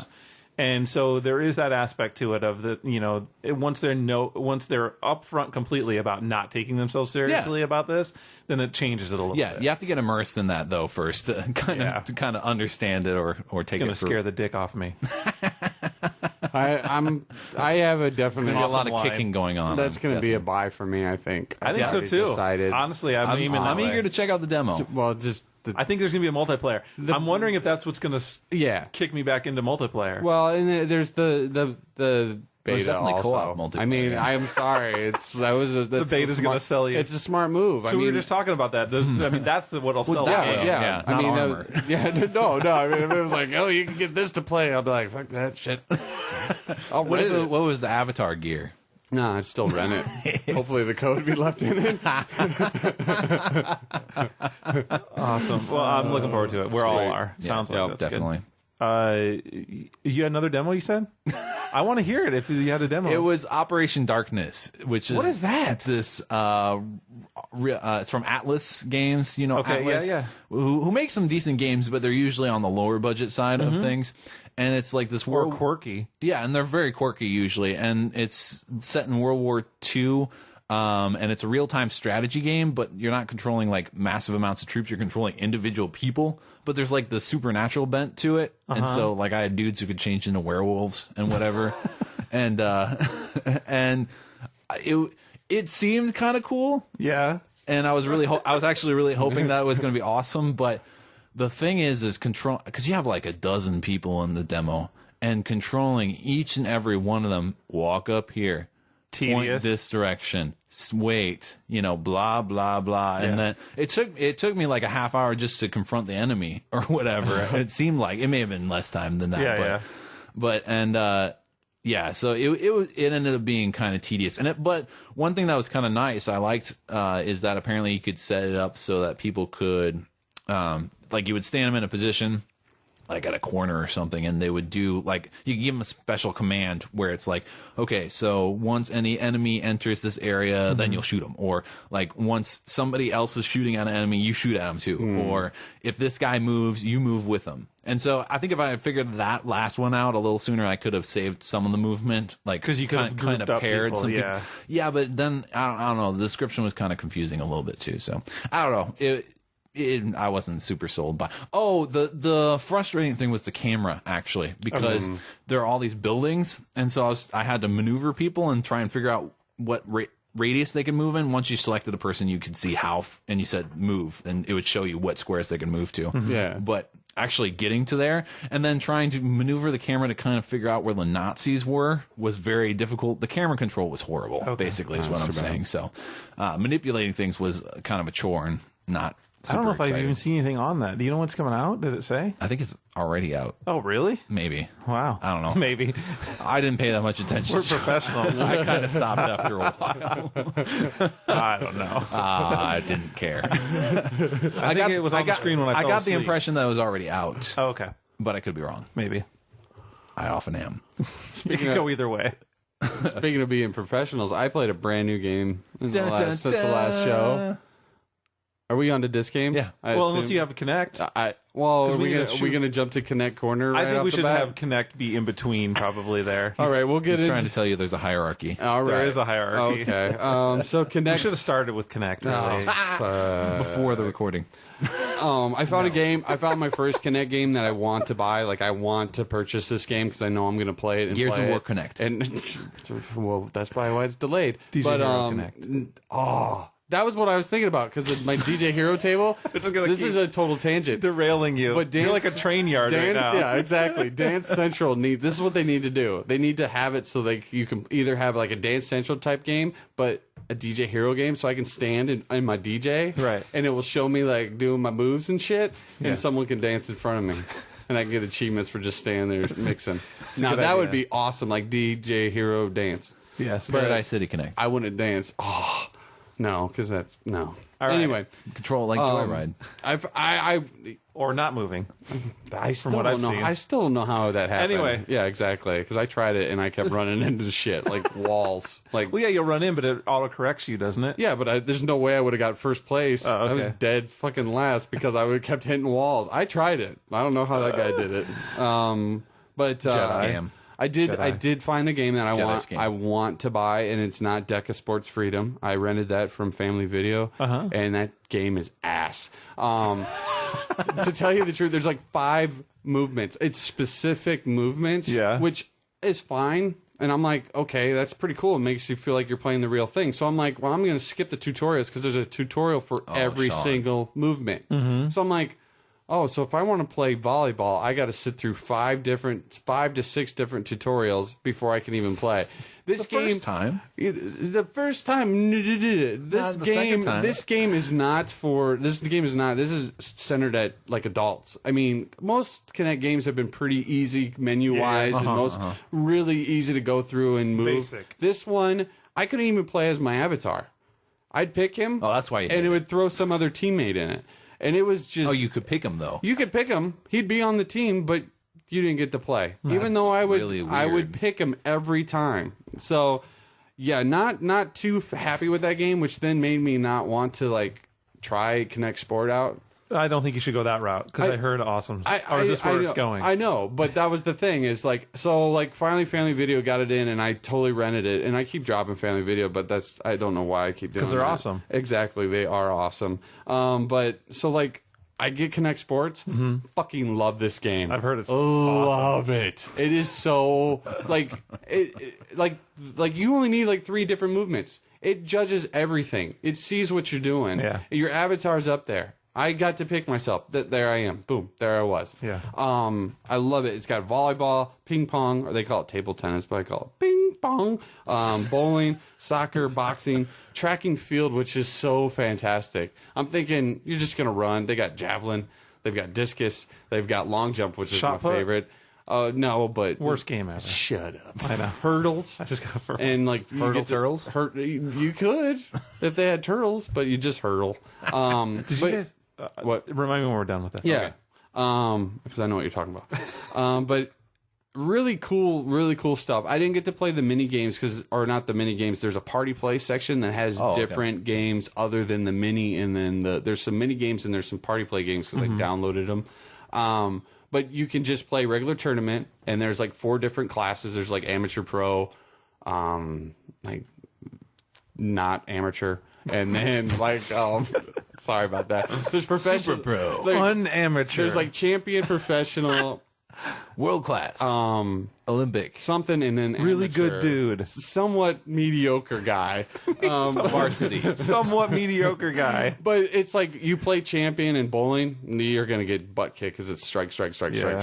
But I'll sit and just play that game for forever. The bowling is fun. I've heard it's really good. The fact that it can see me do a spin is insane. Oh, wow, yeah, it's insane. There's so many parts to that game. I think though the discus is the only one where the Kinect has a little problem because you go sideways. So then they can't see your arm behind you. Yeah, and it almost auto-corrects. But I figured out, you don't have to do that. Just keep your arm showing and then just rip it. And it's so fun. I had so much fun with it. Summertime, she just absolutely loves it because she puts on her freaking hand weights and does the boxing. No way. I played that game for like a half hour. You'd put a really hand weight enjoyed through the it. television. Yeah, I played it for like an hour and a half one night. The next day, I was hurt. Damn, I was like, dude, I must be out of shape. But absolutely love this Kinect Sports. It's so cool. And then it's just there's Avatar Awards, of course, but it's just upgrading. You just keep playing, and you just keep playing, and your level keeps going up no matter what you play. Have you played Wii Bowling? No, I have not. I played Wii Bowling, but you haven't played Kinect Sports. See, you guys are not helping me. But we could merge our powers. Could you? By our powers combined. Could you tell him what Wii Bowling compares like to sports? And then we'll see. I've heard that it's better. Yeah. I think that it'd be better just as far as not having anything in your hand. And like what I hate about the Wii is that sometimes is that controller, like having to move that around. And that the crazy thing too is when I play bowling, I bowl like I really bowl. There's times where I'm like, I always go to my right. Can you throw the ball backwards? That's what I want to know. No, you can't let go. I'll be bowling like I really bowl. I did throw it in the crowd, and they're like, in the game? Yeah. Awesome. Because I totally whipped it. I would go overhand. I screwed up. Because they've got achievements in there for like javelin if you break something. Or if you, so I tried that. I'm like trying to throw it at people, and it wasn't really. I couldn't get it. But and discus, if you only throw like a little 4 foot or something like that. The achievements in there are really fun. I just really got a kick out of the game, and it took a lot of my gaming this time around until I got sore for a day. I'm so Kinect-tarded because I like avoided all the stuff because I'm a hater. Can you play all that stuff all online too? Yeah. So you do. Oh, yeah. If you do the Kinect Bowling, you can do like a 2-player online. Yeah, I haven't played. I did the Kinect Sport or the Kinect Adventures online. I haven't done the Kinect Sports. But meaning, if I had a Kinect, yeah. If in some day if it happened, I had a Kinect because my wife made us buy one. Sure. Then I would be able to. You're play gonna put that all on your wife? Is that what's gonna happen? You can call her yourself. In fact, we'll do it on the show. I'm just giving you shit. I know you are. Because you put it on. I put it on Summer. I know you did. And but you did. And I wanted. You still are. But the thing about it is like I wasn't going to run out and buy it. Yeah. I wasn't going to be the one to make the call on it. And had she not been interested, I never would have played it. Right. And I'm really glad that she ended up buying it because I'm having a lot of fun. But I did find a shitty ass game, and then I can realize that that's what would dissuade some people. Because I think there's a lot of shitty games. I think it's going to be like where a ton of stuff is now going to get pushed out, and it's going to be just a ton of shovelware shit. You know, where it's just like and it's too bad because I mean, it's fun. I mean, the fact that it sees you doing half that shit, and now you're getting all the parody games coming out because there's like a new Pets game that came out that's like wannabe Connectimals, but it's not. Yeah. So you have all these like the same copy games. Clone games. Yeah, exactly. I saw another. I think it was trying to be Kinect Sports or something. Trying to confuse all the parents. Yeah. Just put them out there, make them look the same, and then they won't know. Yeah, whatever. That's the thing I felt about that deck of sports. Like that was, I always think these Kinect games are aimed more at a family group or a young. That thing was so hard to maneuver and try to get around and try to figure out. But there's also going to be some sports, people though. Fantastic. There's also going to be some people that don't know how to use it as good as other. I mean, like the programming as far as like getting the movements down, and it's not going to be as tight as some of the other games are going to be. Difficult in comparison to. And unless that's what that game was, wanted you to be as closely. I don't know, and probably easy to break too, like to just be wrong in the wrong ways, or wrong in the right ways, and be completely almost unplayable, or definitely not fun. And I've tried messing around with the bowling and not like put much effort into it, and you can tell. And I think that I try to push it back and forth to see is this really what it's doing, or is this All right, well maybe I'll play bowling with you online if I ever get Kinect. We'll have to bring it over. Probably gonna get Kinect. So I'm gonna turn the clock back to talk about Rock Band 3 a little bit. Yes, because as I mentioned, I picked up the keyboard peripheral, and there's stuff to talk about with that. There is definitely. I think I talked about being hard. It being hard. Yeah. And thanks for I didn't remember if I said it or not in there. It was in my head, but I don't think, the first when I said it out loud, I don't think it was. That was a bonus for everybody. So first I'll talk about just regular gameplay, like playing it like you would any of the other Rock Band peripherals. And so first thing I noticed was that it's a very solid peripheral. And I think that's because it's an actual MIDI instrument. But it doesn't feel like as light and cheap and plasticky as like the guitars. And even though the Rock Band guitars are probably, I would argue, are more of a higher quality than the Guitar Hero controls, it's still above that. It feels like you have an instrument, which is nice. But it requires a whole new set of skills, and it took me a little while to reprogram my brain because you have 5 keys. That it looks the same when you look at it on screen. It looks like it's the same, but then you sit down to actually play it. Because when I play the guitar, I'm doing all the color fingering with my left hand. With my left hand. Yeah. When I'm playing the keyboard, I'm doing it all with my right hand, and that didn't transition immediately. Secondly, I swear to God, I spent the entire first song trying to play with just my 4 fingers and moving back and forth. Because you're using all 5 instead and then I'm like, wait, I've played keyboard before. You can use your thumb, Craig.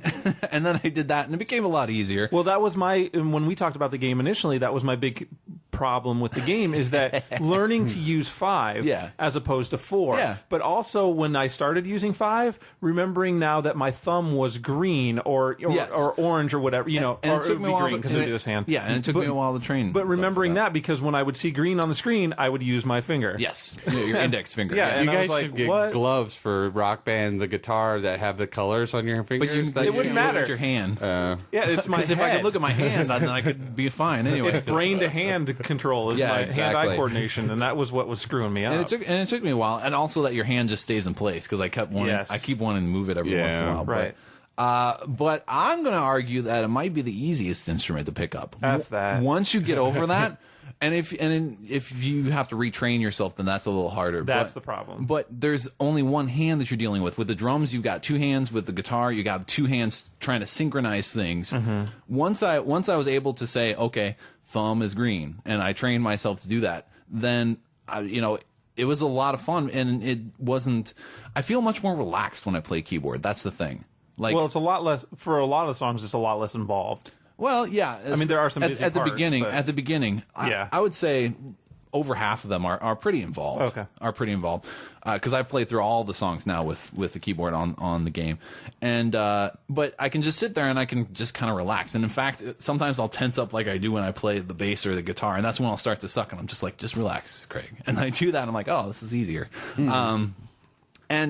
But I picked it up pretty quickly. Okay, I have to say. I think that it would be. I would agree with you. I would tend to agree with you if you didn't have the guitar. My problem was I was so programmed from a guitar. No, I understand that. And then I got so mad, is much more difficult. And I got frustrated. Thankfully, it was my left hand, because if it was my left hand, I would probably have much harder time retraining myself to do it. But my right hand is only used to really strumming and being used for drums. Yeah. So, I mean, there was that mental block for me as well. I completely admit that.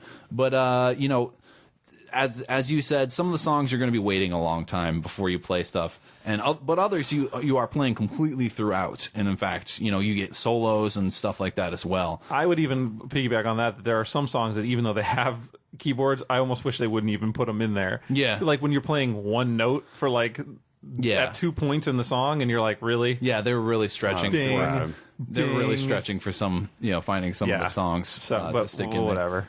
And I have to admit, the songs that are the easier ones, the ones that you have to wait a long time because there aren't many notes, but they claim they're easier, those are harder to score on. Yeah, because if you mess up once, you're not going to have a chance to make that up. Correct. Because you have to sit there and wait. And you're most likely to miss it because you're waiting and you're not ready and consistently going. Yeah, I'm looking at like the characters dancing around on screen. And oh shit! And I also think it's the worst part or spot to start learning at. Like when you're because you're not learning anything, you're hitting one note. You need to almost jump into the middle where there's consistent notes flowing. Yeah. And then you're actually moving and you're screwing up, but you're learning. I think the second set had pretty decent. Okay, like it had enough that started at the beginning so that you weren't sitting there waiting for 5 minutes. It's really just the worst place to start to learn. Yeah, no, it doesn't work like guitar. I completely admit, and so I'm like, I'm going to be coming back to this later, And then I moved on to the more involved songs. Exactly. So, but it's I actually have a lot of fun with it, and I've picked it up pretty quickly. Now I'll talk a little bit about pro keys. Yes. Because it's also technically a pro instrument. And so it's basically good. I like the idea behind the pro keys and the pro key training. It's supposed to be able to teach you how to play actual keys. But I still have the feeling like you're learning to play keys for the game rather than necessarily learning how to play like on a piano or something like that. And one of the big things is the fingerings. And so you do a lot of scale practice in the beginning. You learn different chords and different, they tell you a bunch of things, but anyway, I'll come back to that. But when you're working on the scales, they do give you some text-based descriptions about how you're supposed to finger. Okay, use your thumb for the first and the fourth note, and cross over underneath and then move up, blah blah blah.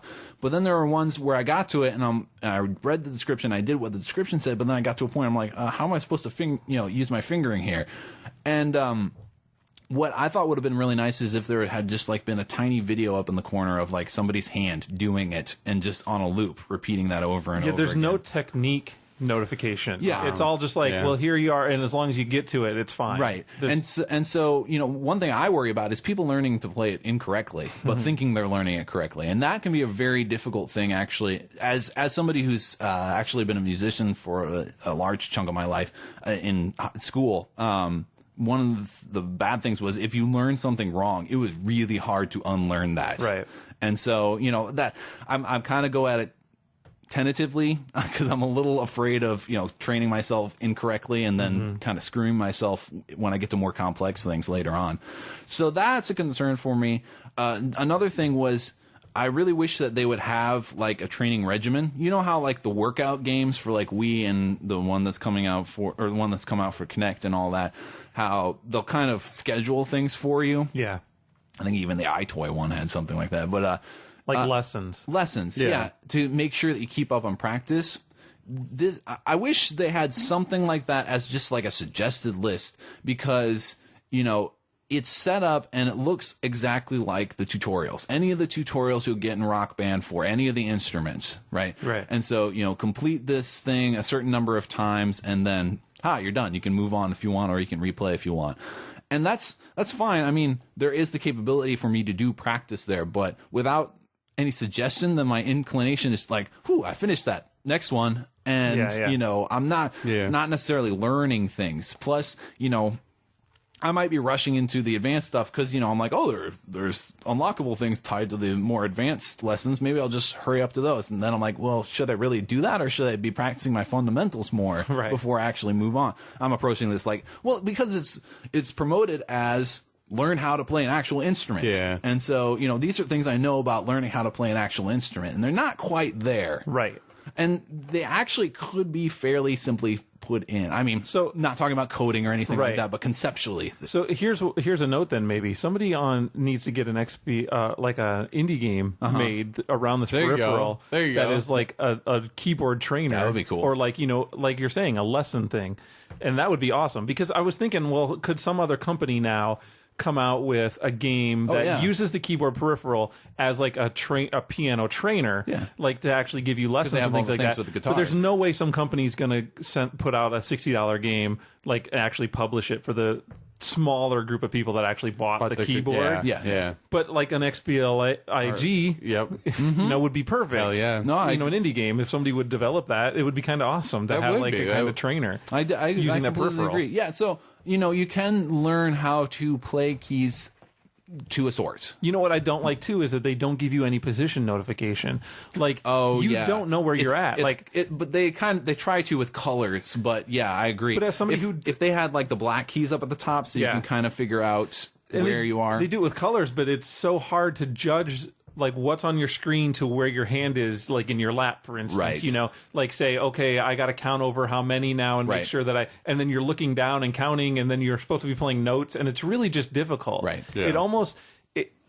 I don't like that they don't give you a guide. Like there should be almost something marked on the keys that is kind of matching what's on the TV to give you a quick reference of where your position should be. And there's really just no start position that's notified to you that I found easy. Because they'll be in different sections for different things. So they just move it up and down. Also, as far as I know, there's absolutely nothing that train you on actually reading sheet music. Correct. So you're going to be able to play these songs really well, but beyond that, actually taking that outside. I mean, it's not going to be that much of an extension to learn sheet music, but at the same time, if they're promoting this as learn how to play keys. But you get a giant big screen TV in front of your grand piano, and then you just sit there and and you play it to cats come home. I don't know. Cats come home. Hey, they like piano music. Yeah, I guess so. And I see it maybe as, it's an initial trainer as far as like how to move your hands and like, getting kind of, but like you're saying, it's like it doesn't necessarily teach you the right way to play the piano. It would be very nice, say you're learning piano, you're taking lessons. It would be a nice sort of outside practice. I can definitely see that. And, supplemental. Being able to utilize it in that sort of respect. And it can also serve very well as an inspiration to take actual lessons. And honestly, a program like this, a disc video game, essentially, actually, is not really a supplement for an actual person teacher who can respond to what you need and what you don't need. So, I just feel like that promotion that, you can learn how to play keyboard, you can learn how to play guitar, that might not be as strong as it sounds. Just as a caveat to people. Yeah. But it's definitely fun, and I'm actually looking forward to practicing a little bit more with the Pro keys and trying a few more things out. Just because I don't know, it's a very different. It seems like it would just be more of the same from the other peripherals, but actually it has a very different feel. It's and a completely different I guess piece. drums had a very different one, but those just continue to flabbergast me. So I'm not acclimated to those. I need to update my drum set because I need to get in to the Pro drums. Yeah, because I want to do Pro drums with the cymbals really bad. Yeah, but I can't do them because I'm still using a Rock Band 1 kit. Oh yeah, so you need at least 2. So am I actually. So you need a 2 kit. Yeah. Oh, do you? Yeah, that sucks. I've been trying to add on the cymbals. I've been trying to find because my wireless guitar broke. I still have my old Rock Band 1 wired guitar, but my wireless guitar, and I've been trying to find a Rock Band 3 guitar around here, and I cannot find them. All anyone sells are the Pro guitar or the weird looking Warriors of Rock. Go guitar. with that one. No. Not going to go with that one. I don't understand it. We were selling our Guitar Heroes finally at where I work. Dirt cheap. You sell Guitar Hero there? We did. Wow. And then they didn't apparently. We did sell some of them, but we had 2 Xboxes left, and I wanted that because I love that guitar. That's one of the ones I like. Was for Guitar Hero 3, where you slash. Right. Yeah. I like that guitar. I like that one too. I've always liked the size, everything about it. This is that one with the big holes in the middle. And this one's terrible. Like, yeah, it's ridiculous. But then I found out they did. I'm like, why didn't anybody call me? Because they sold out. Yeah. Jerks. I've been playing a lot of Rock Band too. It's a jerk store. Yeah, they were. I've been getting back into that. I was playing some DJ Hero 2, which I sat down and played some DJ Hero 2, and I'm like, this game is fucking awesome. Like I forgot how awesome it is until you sit there doing like a 4-song set, and you're like, this is amazing. Yeah, I got to touch base with some of that because I bought some of the DLC. But I'm trying to go through and get everything played on Rock Band, and I saw my keyboard sitting there the other day, and I'm like, I really need to get back on that. Did we talk much about the goals when we originally talked about Rock Band 3? Because those goals, man, they keep me going. I think so. I just have stopped playing for a long time because I was playing other things. Same here. And now there hasn't been anything else. I played barely anything for a long time. Yeah. Or, I'm sorry, I played barely any of Rock Band 3 when it first came out. I kind of got through the road challenges, and then moved on. Yeah, and then I moved on, but now I'm like playing the hell out of it. Yeah, the only problem is I'm really enjoying the keyboard, but I have this huge library of songs, and I can only really use them with the in-game on-disc songs right now. So. Yeah, and stuff going forward, maybe. Right. Yeah. Yeah, I know. So it sucks. That's unfortunate, but. But what can you do? I mean, it's a completely understandable situation. Exactly. Yeah, it's just like, let's do more. Oh, damn it. Well, that's cool. Yeah, Yay! I like it a lot. It's nice when there's hardly any disc games because it just breathes life into some older games that you just didn't really play that much. Yeah, because I got some DJ Hero 2 in actually as well. I loved it. And what else? What else? Yeah. My disc game? Yeah, because I got nothing. Well, actually, that's a lie. I've been playing Two Worlds 2. Oh, have you? But that is embargoed until the 25th, so I can't even talk about it. Did you ever get any Arcanaya in?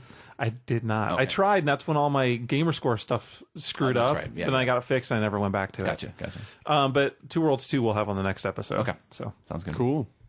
What was I talking about? It's an RPG. Because I can't talk about it. Oh, Call of Duty Black Ops? Yeah. Oh, yeah. Yeah. That's right. You played that. Like in one day, you had already beaten everything I had done. Pretty much. Because you can play through the game in one day. Pretty much. Well, okay. You may not be able to. I tweeted, I think I played more Zork than I did actual campaign on Call of Duty Black Ops. I don't know how you did that. I had some hard time with Zork. Well, it's very hard. It's very hard to type. Woods. You just wander in the woods and get lost. Did you finish Black Ops then? I did finish Black Ops. Nice. Right off the bat, I really liked it. The story pulled me in. It was a little predictable. But it did pull me in. I really liked the audio of it. I really liked for some odd reason. I think the weapons sounded really awesome. I thought the background noise, being in choppers, all those kind of things was really cool. I really liked the Vietnam aspect of it. But I'll tell you right now, it fucking pissed me off big time that I had to drop my I was in a level. I was stuck in Vietnam, just stuck in this level. Kept dying. It was like the newsroom in 4. Yeah. And I was getting more and more pissed off. Right. So I'm like, well, screw it. I'm dropping my difficulty down to the easiest. Yeah. Still. Wow. Went up to my first napalm barrel, hit that. Oh, that's what these are for. Did not know about those barrels. No direction, nothing. I think I had the same problem there. Yeah, I'd seen guys kicking them down the hill, but nothing happening. Yeah. So I'm like, well, what the fuck? I'm shooting at them, shooting nothing. I was pissed. Yeah. Pissed. And then once I finished that, I was like, sailed through the rest of the game. Yeah. And I mean, other than that frustration and it being kind of, I knew the story, I knew what was happening. I did like the levels. I like the level choice, especially some of them. There's one like you zip stream into a window and you're shooting as you go in. I think there was a really cool aspects to the level. The sounds were cool. But other than that, it was just some of it was just gameplay where I wanted that little extra direction, like for the game to go look at. Go do this, or something, or just something, because you'd hear people like, they're in the trip lines. Okay, I'm shooting down there, but then I'm getting shot by guys coming from my right. I'm like, well, no, they meant to hit the freaking barrels or something. I don't know what they were talking about. Yeah. I find those games do a lot of shouting out the orders, and so if you're not paying close attention, you don't really know what they're talking about. And it's madness anyway, because there's so much going on that you don't know what to listen for. I've said it many times before. They do an incredible job of creating an experience and simulating that experience. It's just not an experience I find enjoyable. And there was some I don't want to go to war. But there was some really cool level. I like the flashbacks. I like the going back to like World War II, and See, I really like them messing with real elements, like real time frames, and like taking historical events and kind of just twisting them a little bit. Yeah, and I like that stuff a lot. But there was really the driving the boat. I mean, there's some even like the turret sections that are somewhat annoying in games. Were cool in this one, and that's what I've always. Chopper. Yeah, were they 50 Cent cool? No, never. Well, come on. I mean, that's just. From the jump, there's no crystal skull. I would have set that off right off the beginning. I would have set that at the beginning of the show, right off the bat. No, but that's a standard here. And that snowy level, the stealth one. Yeah, I wish there was another stealth one because I thought that was a ton of fun. And I'm not a big stealth fan, and but I enjoyed that part. I enjoyed all of the levels of the game. I had a fun time with it. But that part about made me just end the game. End it. And that was pretty early on. Yeah. And I mean, it infuriated me. But then once I figured that out, I was like, well, shit, I could have been blowing these sons of bitches up, like, left and right. But I don't know. Ice Cube, no, I don't remember anyone telling me Ice Cube did the voice of that dude. I mean, that was fantastic. Oh, yeah, that's right. Yeah. I mean, why did anybody say that to me? The black guy. I'm not sure. Woodson? Not Woodson. Woods? I don't remember. Woods? No, Woods was the other dude. God, I can't. Hudson? Hicks? Vasquez? It doesn't matter at this point. Ripley? The dude who did the voice of the main guy is going to do the voice of the main guy in Bulletstorm, I heard. Isn't that's an actor, right? It's the guy from something. Terrible. Yes. Why does anybody listen to this show? That's the coolest Because we have the ever. 50-cent standard. Jesus Christ. But all in all, It's that one guy, right? I want to play some. I didn't play any multiplayer of it yet. I wouldn't mind trying some of that out. Oh man, there's a lot of people on our list. Remember, you can do this by yourself too. Yeah. They have bots. Oh, yeah. So you can go in and just do the practice thing, so you can at least see how it goes. And I didn't get in touch with that one. Did you do the Dead Ops arcade? Mm-hmm. That was awesome, right? There's some really like well, that's I love what that. that's. Yeah, I mean, it's good. I guess I said it would be like an XBLA game for me alone. Is like, the Dead Ops? That's the probably should have zombie done one, it. right? Or no? Yeah, no. There's an art when you go back to that, like in the main menu, and you go back to that computer terminal, and you type DOA, and it kicks open Dead Ops Arcade, and it's the top down like zombie apocalypse. That's what I'm thinking. Yeah, like zombie apocalypse. Yeah. I did like the ending to the game too. After the credits, oh yeah, that was pretty badass. That was a fun little bonus. It was a neat little thing, but I'll just make up an ending in my head. Oh, that is pretty cool. That was it. It was not as cool as what you're imagining. No, I know it was. This was cooler, but I'll tell you later. All in all, it was Why did you good. point at your crotch when you said that? Because it's cooler than whatever you're thinking of. Yikes! Right, because you're not wearing pants. We established that already. Continuity in the show. If we've got nothing, it's continuity. Wait, what? I don't know. So you enjoyed it though overall? Yeah, it's a fun ride. Awesome. Yeah, and it kind of just made me think about number 4 and how I enjoyed that one too. Yeah. And I didn't have to I don't know. It's fun. Cool. I thought it was really good. I thought they did a really good job. The sound was fantastic. They're so good. They're so good at creating an experience, a very visceral sort of experience in that game. Yep. Because really, really good. There was a lot of times I was out of my chair. Oh yeah, just yelling at the yelling at the screen. Yeah. Like it would get me up standing, and I'm like, I'm gonna fucking kill you. And then I won. Did you think it was a Kinect game? No, no. All right. Is that it then? We're done for me. Yeah. We're all ready to gear up for all the games kicking off this week. Yeah. And until the end of the year. I got my Dead Space 2 blinders on. I'm like, there are other games. That's all you see. Yeah. Right. Bulletstorm demo, we'll check that out. Yeah, I will check out the Bulletstorm demo. I'll probably keep an eye on XBLA and Indie as well. And I'm going to get 2 Worlds 2 to you. Awesome. Because you like the RPGs. I do like the RPGs. I'm the RPG guy. RPG. And we'll have that next Send it episode, Craig's too. way. All right, so let's do our winner for Castlevania Lords of Shadow. How about that? Hell yeah. Okay. We're doing the drawing live on the air here. Yes, live on tape. With our very sophisticated system. Is that It's a Ziploc bag from Halloween. Yeah, exactly. This is like it's got pumpkins on it, and it's awesome. It's got an orange zipper top and then a black zip strip or whatever you call it. We're not lying, people. It's badass. You can hear it. Let's everybody. Can you hear the pumpkins? I'm telling you, it's everybody's name in the contest. Everybody in the world. Almost 50 people. Yeah, I was about to say. I was like, that's a lot of paper. Are some of those blank? So more people than listen to us. No, but it was short notice. We put it up on Friday, so they only had like a day and a half to respond. So if you didn't see it, I apologize. But we did give you a warning to check out the website last episode. Big time. So we've got almost 50 people in here. Who wants to pick the winner?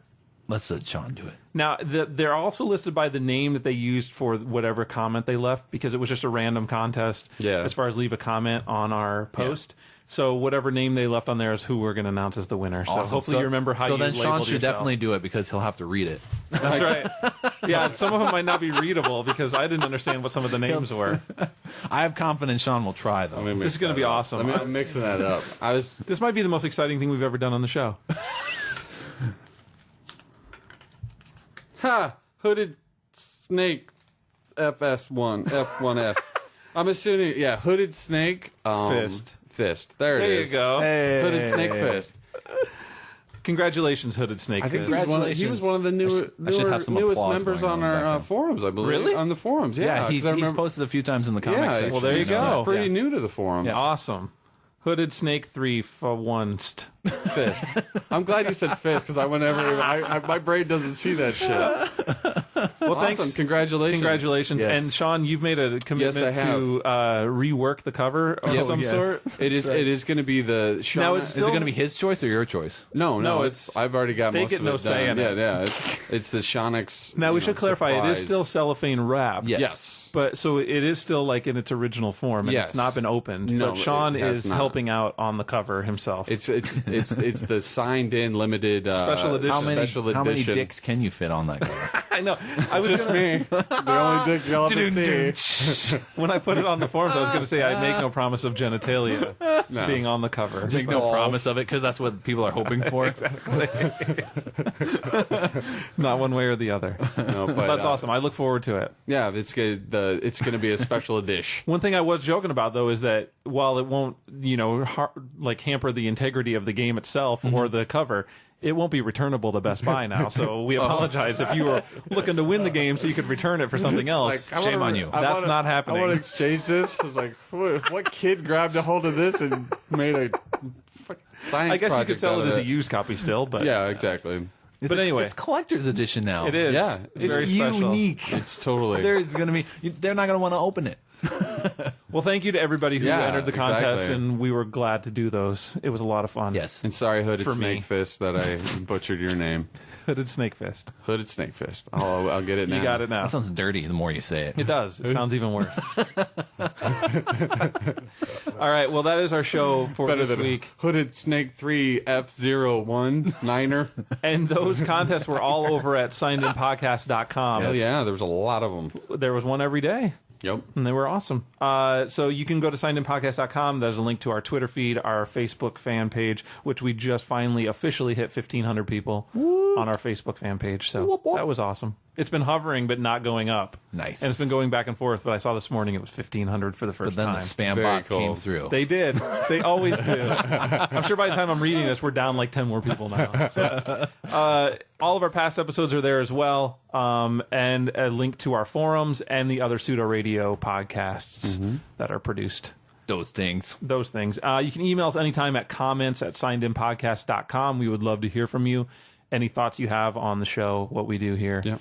I actually have a question to anyone that's got the new controller with the switchable seats. is that out already? Yeah, it's out. Yeah, I I'd wanna like get to. that. I would like to know if anyone's got that because I'd really with Capcom versus Marvel 3 on the future there. I've heard good things about it. I'd like to see how if anyone out there, hey, send us an email if you've got that and tell us how that D-pad works. And knowing my controllers, mine will break in about 2 months anyway. Sean wants, knowing how much I play pinball, I think mine is about ready to break. Yeah. With the fucking triggers, because I bang the shit out of them. so do I. I own like terrible. 4 controllers, and like one of them is entirely usable. I think that Pinball FX is going to break my controllers.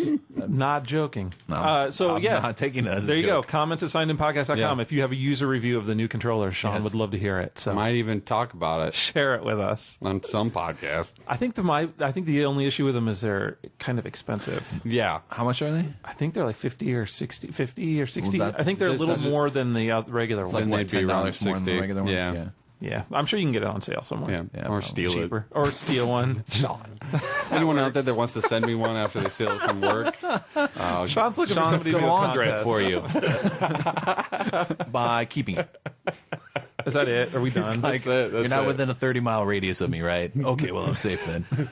Next episode, Dead Space 2. Dead Space 2. Yeah. Two Worlds 2. Not really hearing anything right now. Bulletstorm demo. Yes. Yeah. yes. And probably some XBLA stuff. Yep. And indie games. We always have that stuff. Oh, yeah. yeah. You know. Oh, yeah. Everything's back in motion this week. Yep. Get ready. All right. Thanks, everybody. Thanks, everybody. Take care. Bye. Thank you.